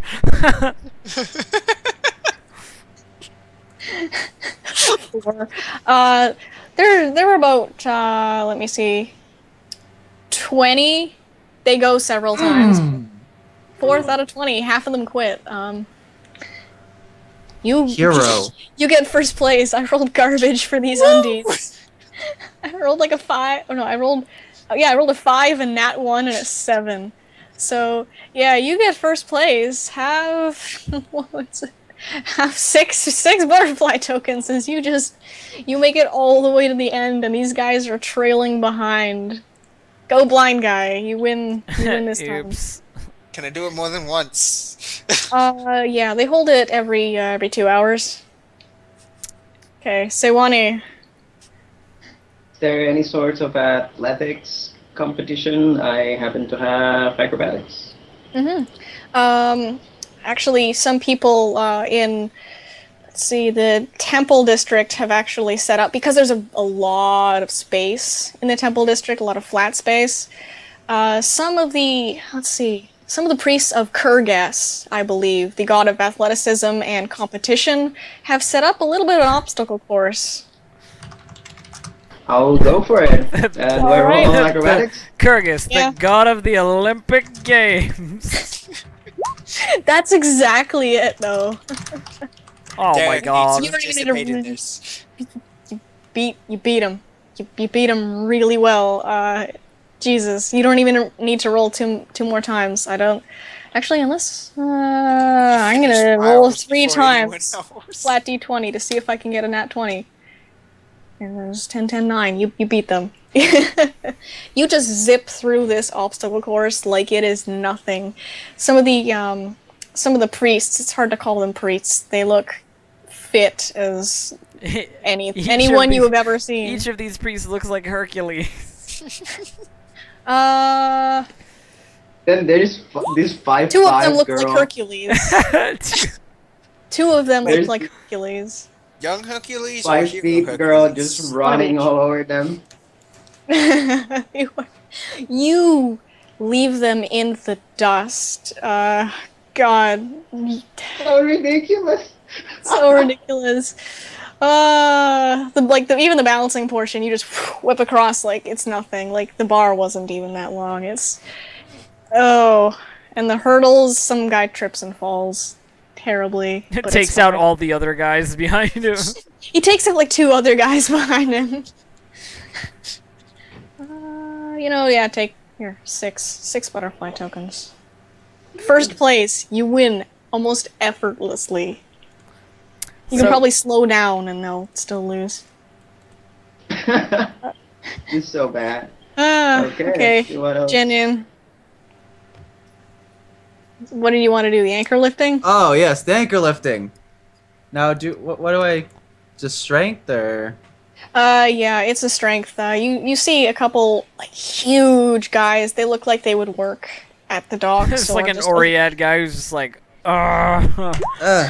Fuck! Come on, as give me strong some as good rocks, not rolls. strong as anchor. It's not strong as anchor. Piece of shit dice. You don't seem to lift it at first. It kind of scrapes against the ground as you are able to kind of move it a little, but you just don't seem to get the right grip to be able to lift this anchor. You can tell it weighs several hundred pounds. But Can I try harder? You have 18 strength? They'll let you try again. That's why I'm doing Yes, the I roll. have 18 strength. Mhm. Wow. I checked out Remembrance before. Okay, yeah, A little better. you can get it a few inches across the ground. Even then, you can kind of stagger a step, but after you have to put it down. It goes down with just the hugest, and people all around you are just clapping and yelling. Some are angry because they couldn't pick it up, and they look like they're bigger than you. You gotta pull the sword from the stone. It's not a matter of strength, it's a matter of will. It's a matter of will and spirit. Yeah, It is wow. destiny. It is destiny. You Yeah. are a hero. Suddenly an The intelligent hero- sword the comes hero down of from the the anchor. heavens. Mhm. Oh god, yeah. Every time anybody says intelligent sword, I think of Lillicor from Baldur's Gate 2. Yeah, take 10 tokens for being able to move that anchor and not just lift it straight up and put it back down. The person running it is kind of amazed because even the guys with biceps the size of your head could. You have the strength of will, good sir. Hero. Hero of anchor lifting. Oh god. You can tell it weighs at least 500 pounds, that anchor. I once beat a kraken to death with an anchor. This was nothing. Oh god. A crowd starts to gather to hear your story. Kira, what are you doing? Kira's actually going to step away from all the competitions and so forth and head into the streets. Where, like, through the temple district, there's, like, sort of a march, like a parade almost. Yeah. And one of the things that's in the parade is, like, this big construction of, like a kite, almost, of, like, a giant black butterfly. You know, the Desna butterfly. She's sort of admiring all that stuff, and she's all kitted out in Desna-related gear, you know, so... A lot of people are. She's sort of, like, just partying it up in terms of, like, well, it's the festival, I can afford it, and I made some money, I don't need to worry about jobs right now, sort of thing.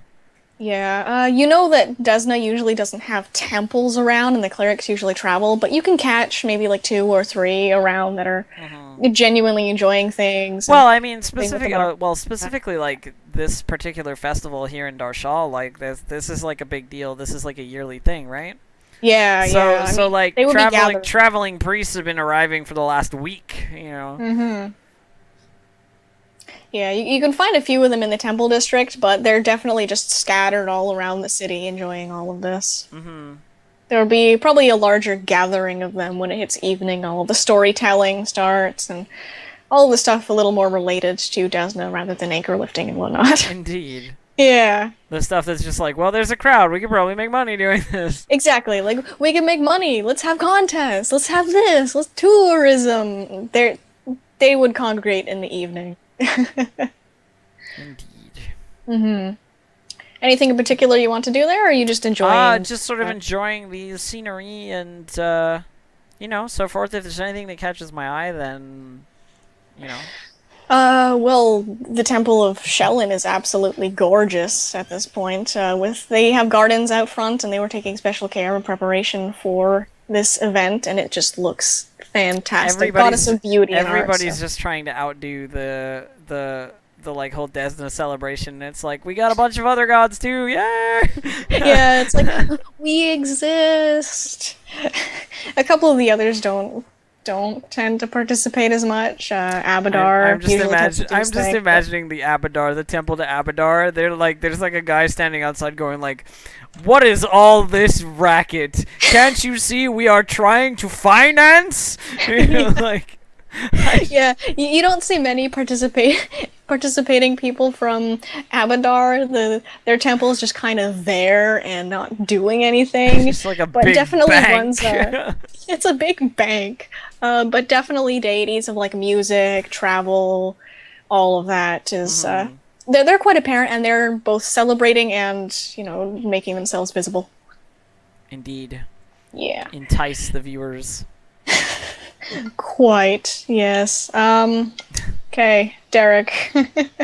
More swimming. More swimming. 'Cause That's fine. indeed. 2 hours. 2 hours is enough for rest. Give me some more swim checks. Derek is just gonna become like the blind god of Undine swimming. Everybody in Darshal will know of Derek, the blind swimming Undine. He doesn't know where he's heading, but he will get there really fast. Okay, you. Okay, hold on. Let me GM roll. Which one are you, my lady? All right.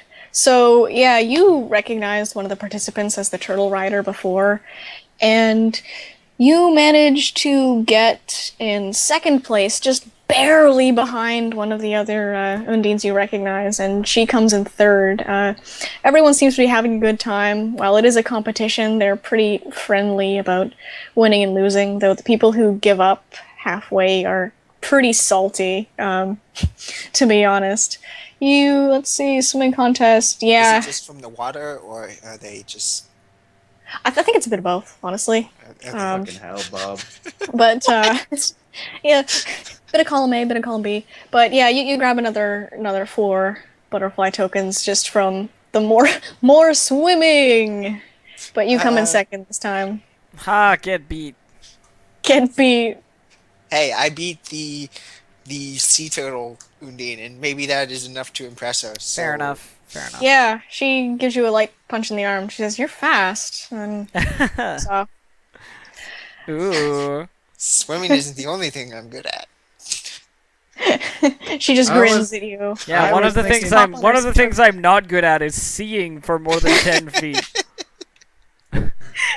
Swimming's not the only thing I'm good at. However, there are several basic things that I'm terrible at. Have you ever Like walked into a sign today? Like sleeping inside and not behind barrels in the street or on beaches. and walking into signs.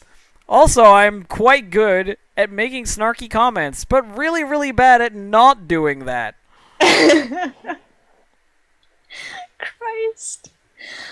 Wow. Whatever works. Bob, you just felt what I usually feel every day. What's Sewani doing? I'll just go and visit, I think. Is there a temple of Callisto around here? Sorta. It's more like a little hole in the wall. There's like 4 people there. It's not. It's just, No, it looks I'm not kind going of. Yeah. You're gonna go there? No, Okay. it's not. I'll go to a It's- temple on Desna and then to Okay. a temple of Shelling. Just walk around and All right. look what the heck they're doing with this place. Yeah. The Calistria is more a hole in the wall filled with incense and indulgence, and I do what I want. But,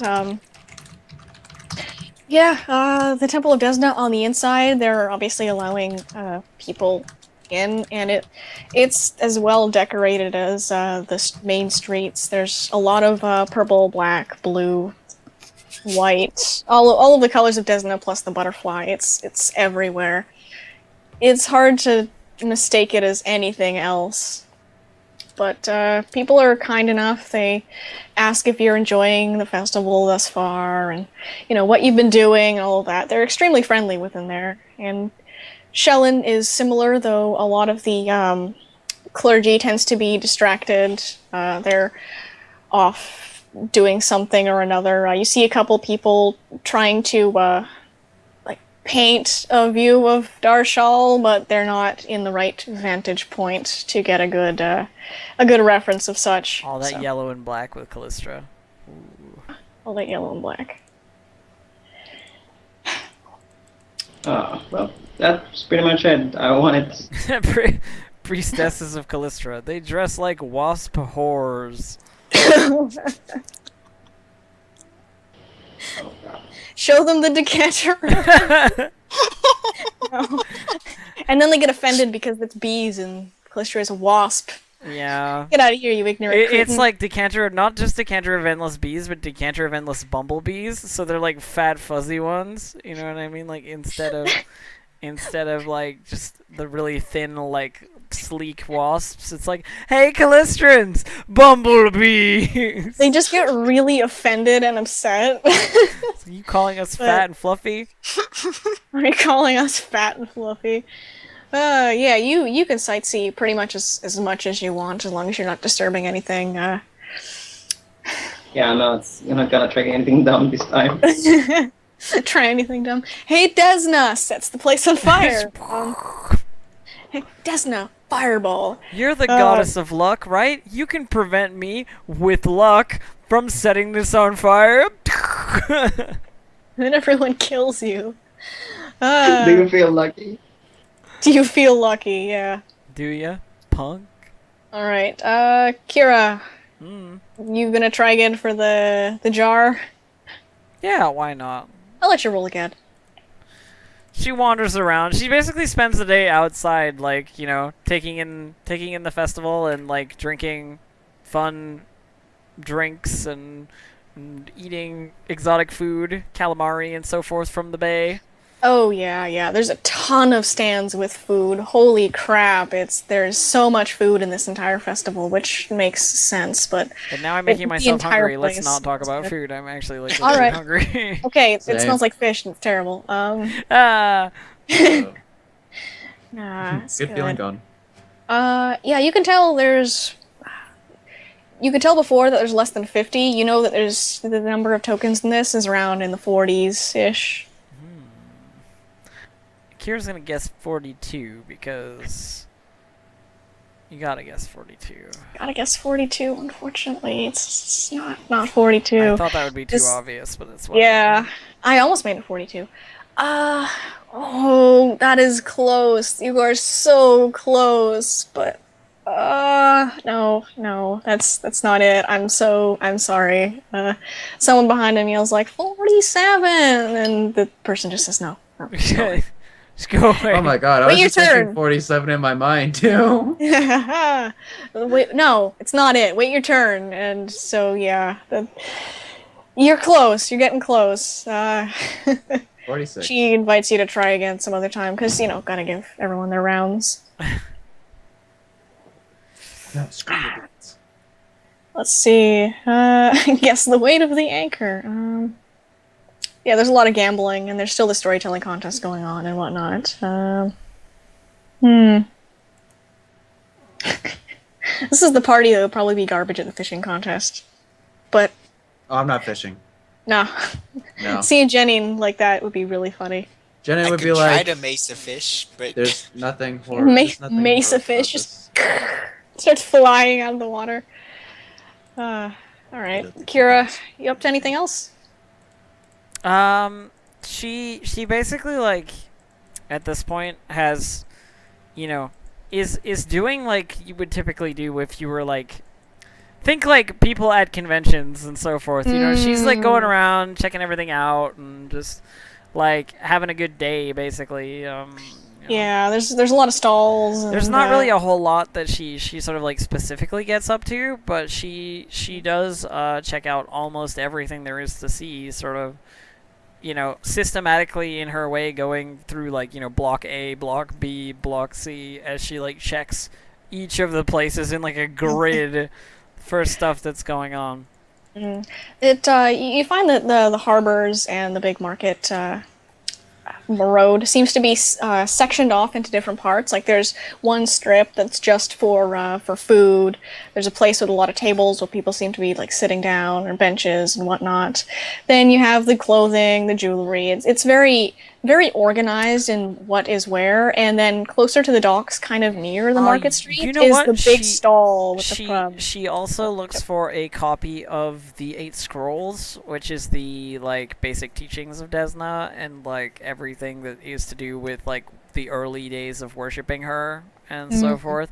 So this is like the book on the goddess, you know, which I'm Yeah. assuming there will be plenty of like copies of and so forth if it's a festival involving Desna. Oh yeah, you end up finding a stall that is just completely dedicated to the Desna holy texts and whatnot. A couple holy symbols are hanging from like the wall in the back. So she looks to get a copy of that, and then she spends the rest of the day wandering around with her nose half in it and half paying attention. All right, you managed to get that for a couple gold, pretty negligible. It's of all right quality, sufficient enough for people to just sit down and scribe tons of these things. Lovely. And yeah, if you're going around seeing what's there, you end up finding the big stall where people are going to be trading in their little wooden butterfly tokens for things. You find a lot of festival-themed clothing, like a nice dress, shirts, hats, scarves, some jewelry. There's a couple journals, blank, that are nice and leather, and they have like their Desna theme. They have the butterfly on them, and a couple of things.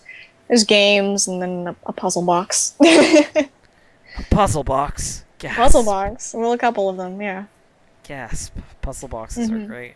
But I don't have any tokens, so I can't. Not yet. I can't. Yeah, and there's a couple kites there as well, varying quality. But yeah, that's what you can pretty much trade your little tokens for as well. There's an even little story collection as well, just a book of traveler stories that was made a couple of years back by some guy who tried to chronicle as much as he could. Cool. Jenin, what are you up to?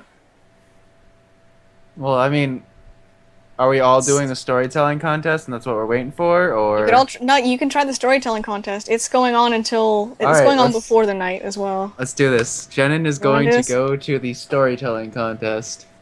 All right. You Please, you no, find it. Please, no. Please no. All right. You find it just as someone is ending one. They seem to be talking about very nervously ships, and they definitely do not look like they are from the dock. They're dressed a little bit nicely.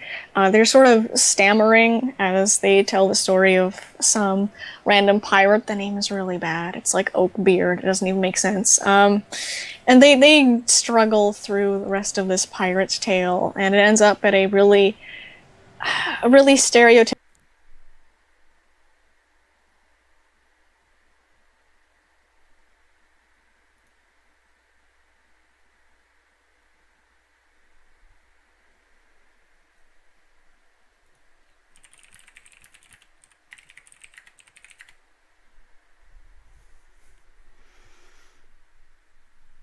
Probably wait for Elf to get her sound Yeah. back. Okay. Elf. Elf. Okay, we're good. Okay. Okay, we're good. All right. It was just some Alright. guy telling a story about garbage pirates with garbage names like Oakbeard that don't even make sense. I accidentally Oak beard. kicked the plug from my headphones, so they came. Oh. Okay. Yeah. So there's a little wooden stage raised so people could see. You're free to get You on. It's said- open. You said that you have to tell a story that was like random, right? That you had to like take a subject out of a box.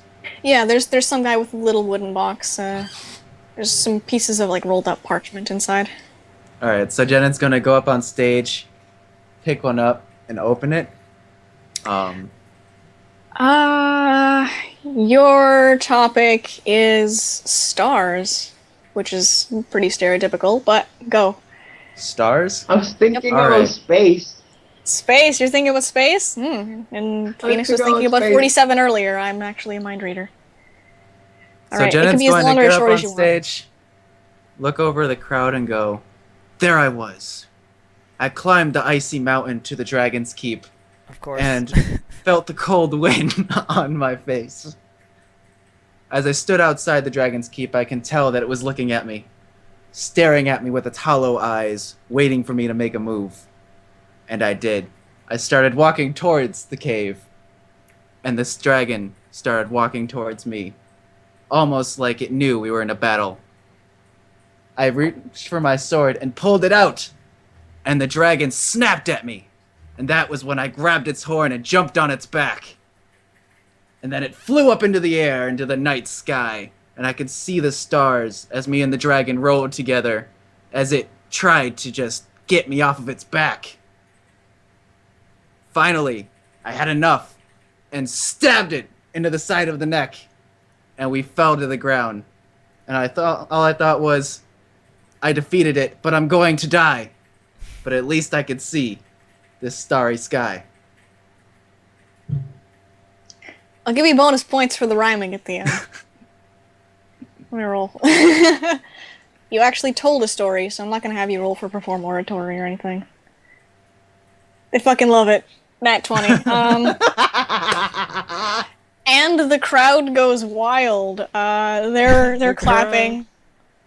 You see that Undine singer from before, amused as all hell, clapping along with the crowd. One of the guys just looks at you running this contest, and he goes, "Okay, now like the audience judges, and that is definitely a winner." He takes out a few of the tokens and hands them over. He goes, "You're welcome to participate anytime if that's what you keep bringing." But Yes. that last line, that was pretty good. It's pretty good. You keep up the good work. And yeah, some other guy tries to step up on the stage to take a turn and whatnot. And they're all like, "Bring the other dude back!" Yeah, they're all Only like, that? No way. "Oh." Sorry, how many The butterfly person tokens seems did I get? nervous. Pardon? How many butterfly tokens did I get? 6. 6? Oh, cool. I have 18 altogether now. Oh yeah, Kira, by the way, there is an alchemist selling what you would definitely recognize as unguent of timelessness. It's fairly expensive. However, you can apply it to a matter that used to be alive, like paper, wood, and whatnot. And it resists the passage of time. It doesn't age, so you can apply it to things like books and whatnot. Oh, I definitely want some of that. Yeah. Let's see. 1 flask of this stuff has enough of the material to coat 8 books. Then I guess one will be enough. Mm-hmm. That'll run you about 150 gold. That's fine. I can afford it. Okay, there you go. I had the tab open, but I forgot to tell you. Awesome. Well worth it in Kira's eyes. Mm-hmm. Well worth it on Kira's books. Yep, each year of actual time affects the substance as if only a day had passed. Yep. Hell yeah. Yeah, so your books are going to last probably longer than Forever. you. Really Which long isn't- time. Yeah, which isn't grim, you're just half elf. It was a really long time. But yeah, you managed to find that. The alchemist is selling, stuff like alchemist kindness. No one's really buying that just yet, but they're thinking. Alright, Derek. Derek. Let's take a look here.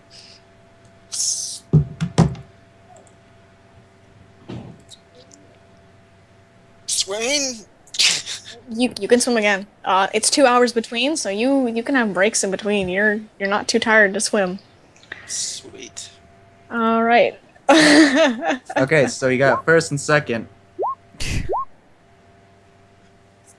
No. That's fine. That's He's a- I should probably GM roll this, not roll it. He's Okay. actually in the back watching the other Undine's ass the whole time he's swimming. Are you kidding me? But he can't because he's blind. No, he stays 10 feet next to Okay, her. you start out terribly, but thankfully most of the others do. And you pull out second again. Because the 22 gets you right up to the... You pull out right up to the top of the pack with the second, and then I rolled absolutely terribly for everyone else. So, yeah, you pull up second, right behind Turtle Lady, actually. Right The guy who got in Turtle first Lady. last time isn't participating. Pretty good. Yeah, she Well, just grins at you very widely and laughs. I'll Uh-huh. give her I'd a be- punch in the arm and say, well, must have been practicing those 2 hours. Maybe I can buy you a drink. Maybe. Where are you staying at? You know the alley? Like, Oh god. Don't, She- Bob. Please just go to an inn. Raises an eyebrow at you. And why is an Undine such as yourself staying in an alley? inns are expensive. Oh god, Bob. I'm guessing you don't have a job near the docks. No? No, I'm traveling. I'm just passing through. I couldn't afford to live here if I wanted to. Not that it's a bad city, of course. I mean, anybody who lives here, more than welcome to. Not my style. All right. Listen, if you don't want to sleep in an alley, I'll show you to a place that takes in some of the dock workers and whatnot. I might be able to get you a room. Talk with the person who owns the place. That's much appreciated, but I don't know how long I'm going to be staying here, actually. So, That's fine. It doesn't have to be for long. Not a lot of people stay anyway, especially when the festival's here. They leave really quickly. well, I appreciate it. The guards were starting to get wise to my hiding behind barrels. She just laughs. Oh, well, hopefully you've learned your lesson. I assure you that sleeping behind a barrel is not as good as sleeping in an actual bed. Yeah, you're right. Maybe I should try sleeping in the barrels next city I come to. She kind of reaches over and bops you on the top of the head. No barrels.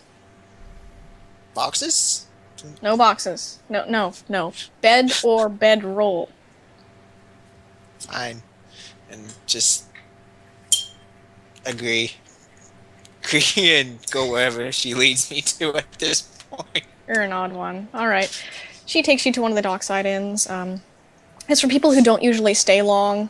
Like the sailors, they come in while their stuff is unloaded, they sleep for the night, they get in, they leave. So it isn't for long-term stays like the King's Crown is, especially the top level. And it isn't as nice. It has sufficient It's better than the alley. I think it'll be decidedly okay. better than an alley. Yeah, she talks with the barkeeps. It's scruffy looking human, and they get into a little bit of an argument, and she slips him some silver and finally hands over like a key, which she hands to you, and she goes, "Okay, there you go. You have it for what was that?" She looks behind.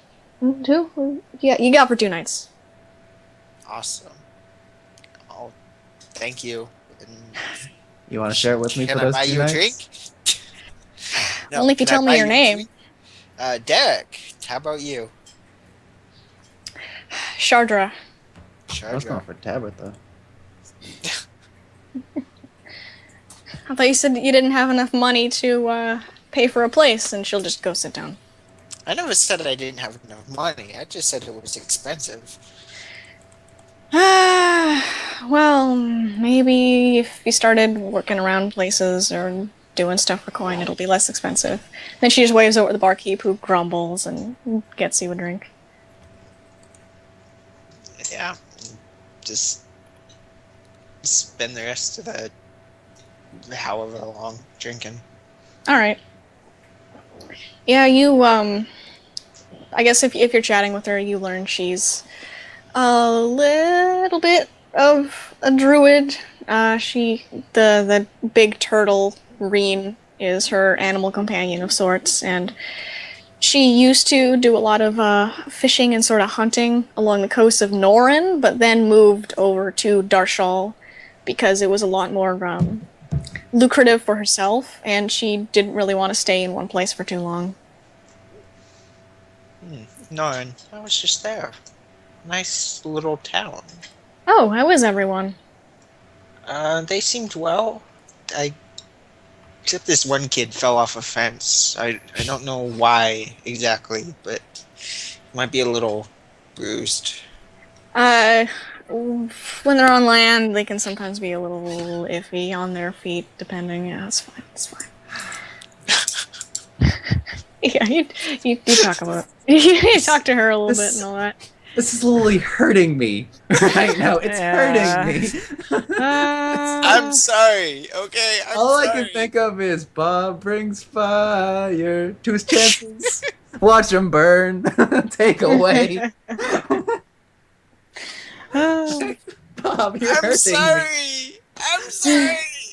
Maybe I can buy you a drink. I'm fucking poor and I live out in the alley back there, but yeah, I'll buy you a drink. Let's go back. I'm too poor and cheap to buy myself a room, and thus I'm a dirty, unhygienic hobo. However, I will buy you alcohol. I will buy you alcohol as long as you buy me a room. That's all we can do. Oh, man. Oh my god. Fucking hell, Bob. Fucking Sorry. hell. What did you want from me? Alright, so you spend time with her. I'm just surprised And she's still chat. with him. Oh my god. Sorry, okay.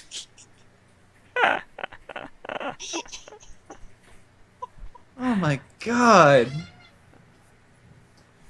Alright, If anybody wants to know how to ask out a girl, that's not it. That is not the correct. Phoenix's life tips. Don't do what Derek did. Hello, my Tonight name is you will so-and-so. know- I can't afford a house, but I can buy you alcohol. Tonight you will know. You will learn how to not do things. Tonight we will learn what not to do. Tune in next week for more tips on how not to ask out women. Brought to you by Derek the Undi. Including things like beating people in swimming contests and walking in front of signs and hydraulic pushing children. And telling your date about it later. I still don't understand how hydraulic pushing a child is not an evil act. You know what I mean? Like how is that within down alignment? a little, not like. I didn't toss him 20 feet or anything, so I assumed it was just enough to kind of knock the kid off, which is still kind of a dick move. I'm just imagining the kid rocketing into the air. And then other people are like, what the fuck? Getting their spears out. But yeah, Flying children. flying. So I heard this tale about flying children. You want to hear it? Hashtag bad move, Bob. Bad move, Bob. Hashtag dumb move, Derek. Or dick move, Derek. Okay, so honey, what are you up to? I'm just lounging and waiting for the night to fall when people start, Yeah. playing and singing. It's been that. several hours, especially since Derek's done the swimming contest 3 times. So it's sundown is starting and the activities are calming down, but this is when the alcohol starts coming out. So the people they're not quite calming down, there's an attitude shift. There's an attitude shift. Yeah, There I'll just is. wait when I'll find out where is it that people play and just go there. Oh yeah, there's a little square just off from the main market street, where a bunch of performers are. Some are taking turns, and others are taking up corners in different areas. But this seems to be the main place. There's a small circle of people who are kind of dancing in the middle and whatnot to whatever you're playing. Yeah, I'll just wait for my turn. Yeah, you'll get a turn after after a few minutes. They're fine with stepping down or moving somewhere else and whatnot. Okay, I'll just do it once. I usually don't knock over children till the second. Happy Hansel. God damn it, Happy Hansel. That's great though. Oh, Oh God. Okay. That is so good. Simone, roll me 3 performances. Let me go to the perform skill page so I can pay you. Oh Ta-da. God, you fucking Derek. What the heck? Great. All right. Only 1 over 20, even with a +2. Well, a plus. No. Roll me 2d10. And that's just how much silver you get. People are getting progressively. Oh, that's a D210. Try 2d10. Honey. And you still And I got rolled fucking so low. 3. And you roll a 3. Alright, that's fine. D210. 210 silver pieces? I'm never going back to a goddamn festival ever. Fuck this shit. Alright, the alcohol is loosening people's, I don't know, purse Pants. strings on their. No! Not yet. Wait a few hours. Wait, Estrella's here? Loosening their purse. No, god damn it. Could be. I don't know. Check the crow's nest. Loosening people's purse strings, and people are tipping quite a lot, and you end up with 10 silvers by the end of the night, 1 gold. Yes. Thing is, the person in the crow's nest is a male kobold. Poor Estrella. Reincarnates a bitch. Yeah, reincarnates a bitch. Or Relic's just up She there. got reincarnated? She got No, not reincarnated? Not yet, but Not we yet. keep making jokes that she's gonna be reincarnated as like an ogre or something. Like a goblin or kobold. That would be an awkward reunion. Gross fat. Yeah, I imagine her just looking at herself and to Jenna and being like, I don't know which one of us is more disappointed. But yeah, after some performing, you get 10 silver pieces from all of the tips, which is pretty damn good considering there's a lot of people doing the music, so money is spread out. You make a decent amount of money throughout the night. People are getting so drunk. And in public, the guards are having a heyday, but this happens every year, so they're kind of used to it. Doesn't mean they aren't dragging people off every few minutes for getting a little rowdy, but Hey, stop peeing in the fountain! yeah, like normally being intoxicated in public will get you just in as soon as it happens. But right no now cope. they're kind of tolerating it unless you cause trouble, and then you're swept up without even a question. Now you Stop just get a peeing. sap to the back of the head and you're out. In the fountain. Hey, stop peeing in that fountain. Fine, I'll go pee in that fountain. Like you stumble around, you're fine. You start yelling at people, you're gone. Yeah, By they're. the way, after that reincarnation, I have to roll again. Oh for yeah, everything. I gotta roll again for the booty. Got a 19 with straight Unfortunately. though. Yeah. Yeah. Yeah. Hmm. So yeah, you perform for the rest of the night. Some people quite enjoy it. You end up seeing that Undine from before, attempting to sing along with some people, and one is pretty damn good. He gets a few silver pieces as well along the way, because goddamn. But yeah, that's what you do for the rest of the evening. It's completely dark. People are lighting lanterns and whatnot, and there are a couple arcane casters trying to do the whole dancing lights thing, but usually the lanterns are the main source of illumination. Alright, Kira, it's the evening. People are calming down. There's a lot of... Get out of here, fly. It just landed on my arm. Oh, fuck off. I just want you Yeah. to love me. The storytelling is still going on. A lot of the priests of Desna are... The priests and priestesses are gathering around. They have their own little area for storytelling as well, separate from the contest, where they're going around the circle sharing tales and what they've read, what they've done, all of that. It's a lot calmer. Okay. For the Is this like part of the competition, or is this just like sharing stories? The Desna ones, like the clergy of Desna, they're just in sharing. A couple are doing the contest. Kira's gonna sort of like sit nearby and just like listening to the like group share their stories, have her notebook out, like transcribing things in shorthand, basically. Just keeping record.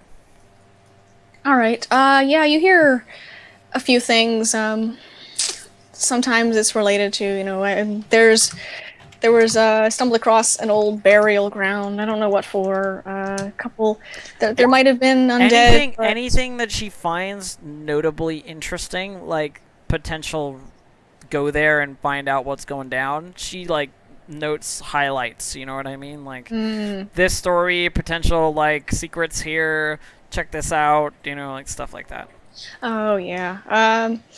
You hear there's an old burial ground. Nothing is related probably to history. If you have historical interest, that's fine. But they have a feeling it was maybe an old orc tribe that may have buried their dead here, and then maybe centuries later was reused by a different set. That because I don't know, judging by what they were buried with, there's two distinct communities here in different ages and whatnot. They start getting into talking about history, and then they stop and move on to the next story. One of them tells a kind of comedic tale about them going and getting absolutely shit-wrecked by a druid they pissed off near the sentient forest. It's like it took everything, like my money, my map, my ring, and then left me out here, and I'm alive, so that's fine, but God, they hit me in the back of the head and I was out. He talks about a ring that they took from him. Yeah. So after like sort of it's polite to do so, I'm going to approach this gentleman. And say, excuse me, you said that you had something stolen from you by a druid near the forest?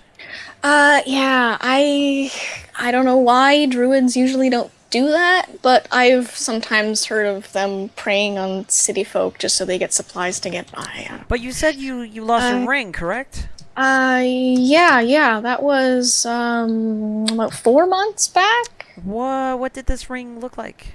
Gosh, now I'll have to remember. Or was it darker metal, I guess? What was it valuable other than the metal, or? I don't know. I was actually taking it to Darshal to the archives of Nethys, so they could take a look, but I got lost on the way. It had some magical properties I couldn't discern, but that sounds like an awful shame. I myself am a scribe, or at least temporarily, at the Temple of Nethys. So I'm just interested in these things in general, and just sort of how they work. And I'd heard some mumble of rings and a druid ambushing people in the forest. I just wanted to know if you had any more details about the kind of thing that you would have had taken from you. Because if the druid has some kind of powerful magical item, then we have to be wary that like he'll be more bold. Yeah. I know the ring could do more than one thing, but I could only activate one, and it wasn't much use to me. At least not all of the time. I mean, I could just like touch a book and know what it was. Probably more useful for people who are more scholarly than I. I do like hearing tales, but that's verbally. So it wasn't much use to I, but I was taking it there for research. There was something else. If I happen to run across this druid, I will make sure to reclaim your items from him myself. She says, like, sort of self-assuredly, like, I've already done that, but I'm not going to tell him this. Yeah. Return them to you. What is your name? My name is... Let me grab a name. Let's go with Laylif. Lilif. There you go. Cool. Do-do-do. And I don't think I specified gender, so Laylif's a girl now. Cool. Or a woman. There. Laylif is now female. Zoop. They're just gray. They're formless gray blobs until you want me to identify them, Indeed. and then they become things. Race? Looks to be about half elf. Half elf. Definitely not elf. Does not possess the thin, angular features of an elf, but has the ears. So, Kira continues. Perhaps you could meet me sometime soon in the Temple of Nethys, and we'll do a little bit of research on this particular ring together. Yes. I didn't get a chance to look through the archives just yet. After I Are you in town for a significant time, or is it just for the festival? Originally, if it was just for the festival, I returned to my home once the ring was taken from me. There was no reason to go to Darshal, but I could stay for a few more days now that this ring has become relevant again.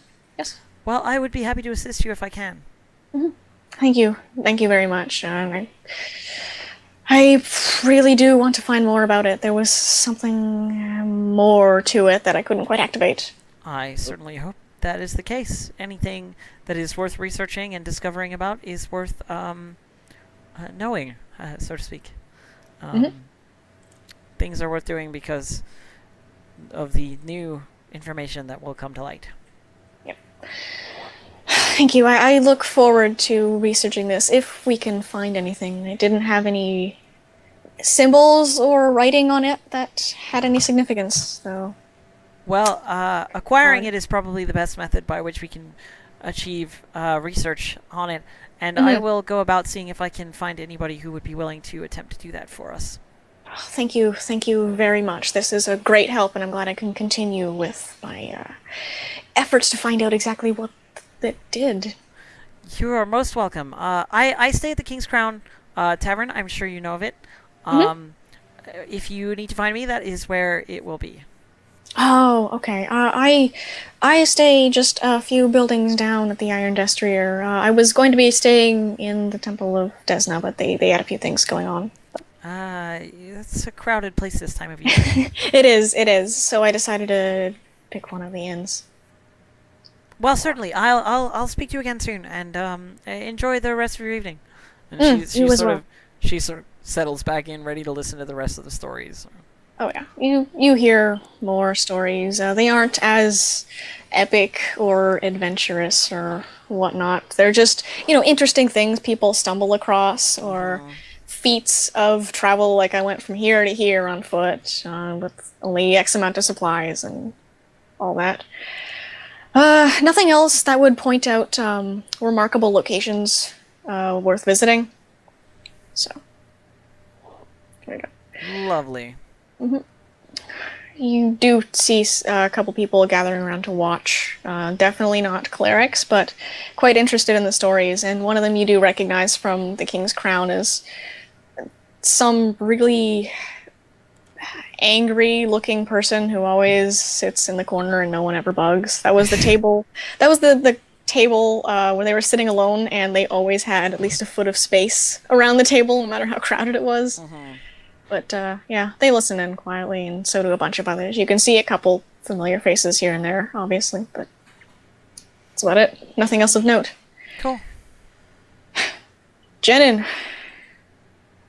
Oh, Jen is doing what he used to do as a kid, and he's going around trying to find storytellers of great heroic deeds. Do you specifically ask for people who have done heroic things? Like, do you say I'm looking for, or do you just want storytellers? I am looking for heroes. Yeah, exactly. I need a hero. I need a hero. I am looking Out for a hero till the end of the night. I am looking to find somebody who is able to tell me a heroic tale in great magnitude. Okay, and are you just saying this among the the storytelling contest area? Yes. Okay, I'm just trying to see what people you would attract. And also, for the record, the Desna storytellers are just right beside the contest as well. So there's proximity. Oh, GM roll space roll. That does not work, actually. Yeah. All right. You get a tap on your shoulder from what feels to be a gauntleted hand. Instantly turn around. All right. How tall are you? Punches. I am. Hold on. 6 feet. Jesus. Okay. You see someone who looks to be about half a foot shorter than you. Definitely an elf, and she has this absolutely wicked burn up the side of her face that if she was any forms of attractive, it was gone now. Yeah. And Battle she scars. looks old even Odd. for an elf. But yeah, she taps you on the shoulder and says, "You want a heroic story?" I want many heroic stories. Many of myself. But I want to hear others too. She eyes you up and down. What do you think about... she starts counting on her hands. And dragon slaying. I love dragon slaying. I have a couple stories myself, but I want to hear others. We can exchange stories. If you can guess how many fell to my sword. Not enough. I like the way you think. Let's take a seat. And she'll probably just, go on the benches. Would Whew. you like a drink? All right. Yeah, she'll accept any drinks that you offer without hesitation. Okay, GM may be smiling, but this person does not smile. So This person is stone-faced as fuck. yeah, hardcore metal. Scowly face. Grumpiest elf in all of the land. No. She starts... Lies. Yeah, Valindra's grumpier. So she starts going into a story. You can tell she's not the best storyteller. Like, you have, the energy, but she does go through every detail and kind of manages to paint a picture, though she doesn't do it with as much Panache. linguistic matter. grace. This is a heroic story about dragons. Jenin is so into it, it's not even funny. All right. You can tell this took place definitely before the disaster where all arcane magic shut off for like a day. It was absolutely catastrophic, and magical beasts have been kind of rare since. So this was definitely beforehand. She tells you it was approximately 70 years ago, up on one of the large mountains. They'd heard of some big great worm within the tunnels, terrorizing people. The classic dragons are killing us, please help story. But she goes into how her and a couple of people she knew scaled the mountain on foot all the way to the top. It was like one of the third highest peaks within the range. How they've encountered like giants and bandits and... Well, not bandits, but barbarians. Wouldn't be bandits up that high in the mountains. Pretty And much a Jenin story, but for real. But for real. Or you maybe for real. And bandits, and finally they get to the top, and this dragon has been waiting for them. Huge, white-scaled, dumb as a sack of rocks. She specifies that this thing is an absolute idiot. And she goes through the whole dragon fight, detailing almost all of it, and then it ends with, her grabbing onto this thing and just driving her sword into the back of its skull and all of that, and flailing, dropping to the ground, all of the cool stuff. And, she lost one of her friends that day, and gritty. All of the And cool so stuff. it takes quite a while for her to go through the whole thing from start to finish. And afterwards, she looks at you expectantly and takes a sip I'm of her gonna tell drink. her the ice dragon story. You can tell the ice dragon story? I'm gonna tell her the ice dragon story. All right. She listens to you, kind of amused, but listening, polite, as you were. And she says, "Oh, that is quite the tale. And how long ago was this? Human? Yes, human. Only a couple of years ago. Yeah. It was a very hard dragon to find nowadays. Of course. That's why I'm in Darshal. You do a lot of that stuff before, and when things disappear, there's nothing much to do. Can't really slay dragons if there are no dragons. But you can slay evil, and that is a thing I will do. You have spirit, even for a human. Short lip, fucking fly. It's so bad. You have spirit for a kill human, it. you fucking fly. You fucking fly. You have spirit for a human. It's such a short-lived race. Even then, you have a lot of drive. Where do you reside? I've seen you at the King's Crown. Well, that is where I reside, at the King's Crown.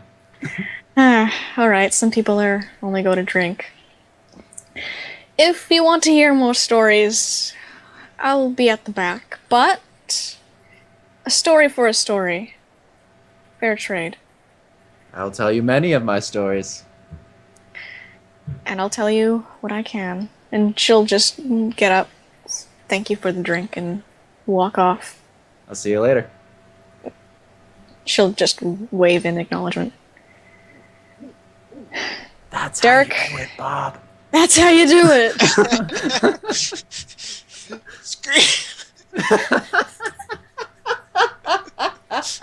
Alright, Derek's turn. Yeah, so more drinking with Shardra. Mhm. Yeah, more All right. drinking, and the drunker he gets, the looser his purse strings get. So, lots and lots of drinking and showing off.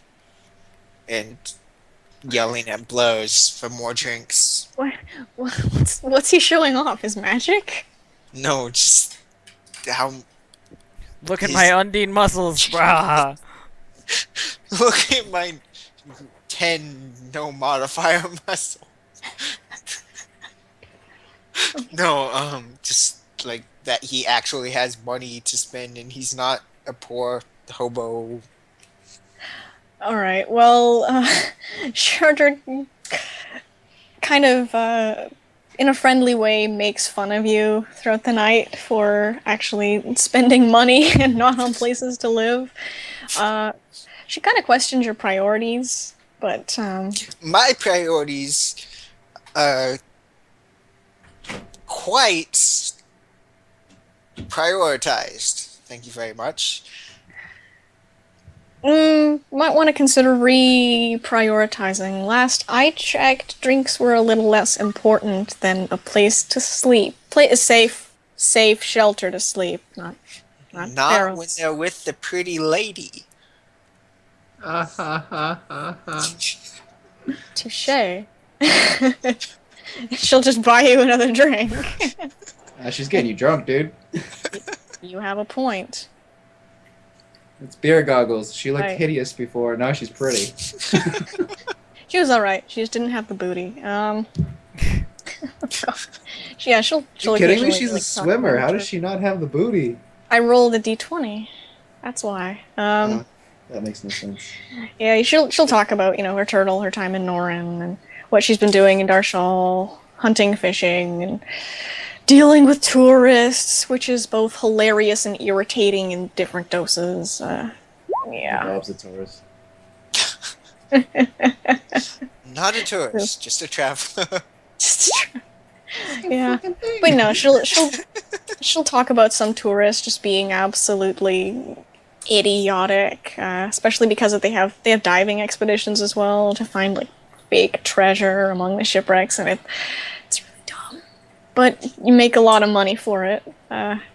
She leads a few of the diving expeditions because she can, if I'm not mistaken, breathe underwater because of her certain class. It's quite an interesting talent you have there. Perhaps you'll show me later. All Maybe right. when we're not drunk, because things could go awry underwater. But Maybe when we're not drunk and it isn't so dark. Both of those things together, little complicated. Or perhaps there's other things to do when it's dark we can outside. go out while we're drunk. Hey, hey. Hold on. Does her picture have an eyebrow? Yes, she raises an eyebrow at you. I just wanted to make sure before I said she raises an eyebrow when she has no eyebrows. Always good to check. Yeah, she raises an eyebrow and grins like, I know what you mean. I know what you mean. Maybe. See how drunk I get. See how I'll continue buying rounds. 'Cause yeah, she'll buy rounds too. Oh god. Oh my See, god. everybody in Money. chat, what you don't realize is that Bob is pulling the very innocent move. He's very innocent and therefore adorable. That gets you places too. Just saying. Cloud wants me to drop the Kraken line.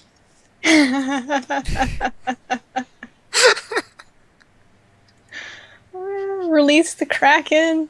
No, so do you want to know why they call me the Kraken? Oh no, Bob! Done. Roll d20. See if she hits you.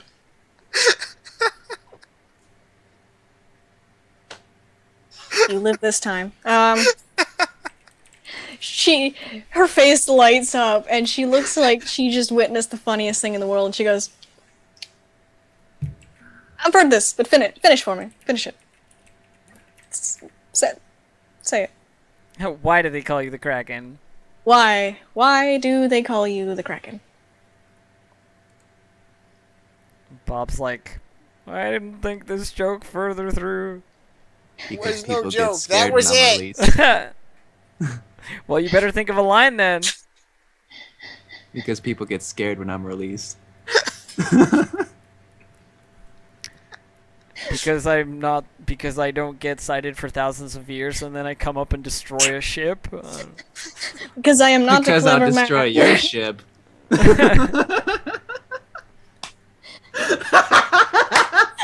You know why they call me the Kraken? 'Cause my because whole- I kill people before I have to answer this question.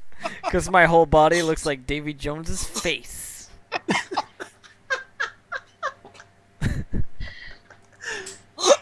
Okay, what's Oh, God. Sewani, what are you doing? I'll leave Bob a moment to think of what he's gonna say.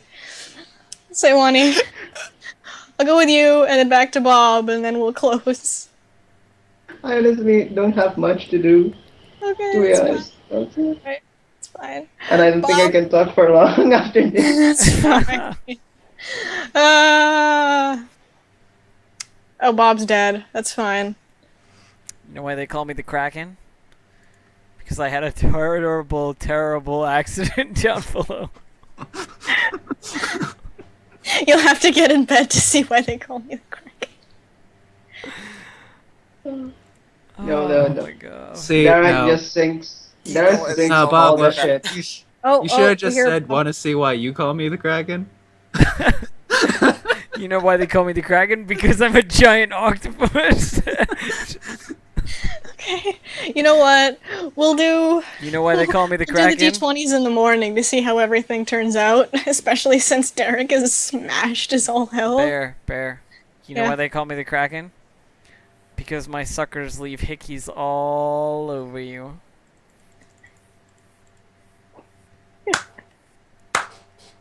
That's perfect.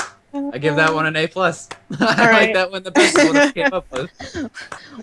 We'll call it a close at the end of the night, and we'll hear the end of Bob's Kraken line next week. Fuzzy. Why do they call me the Kraken? Because I'm always cracking jokes I can't finish.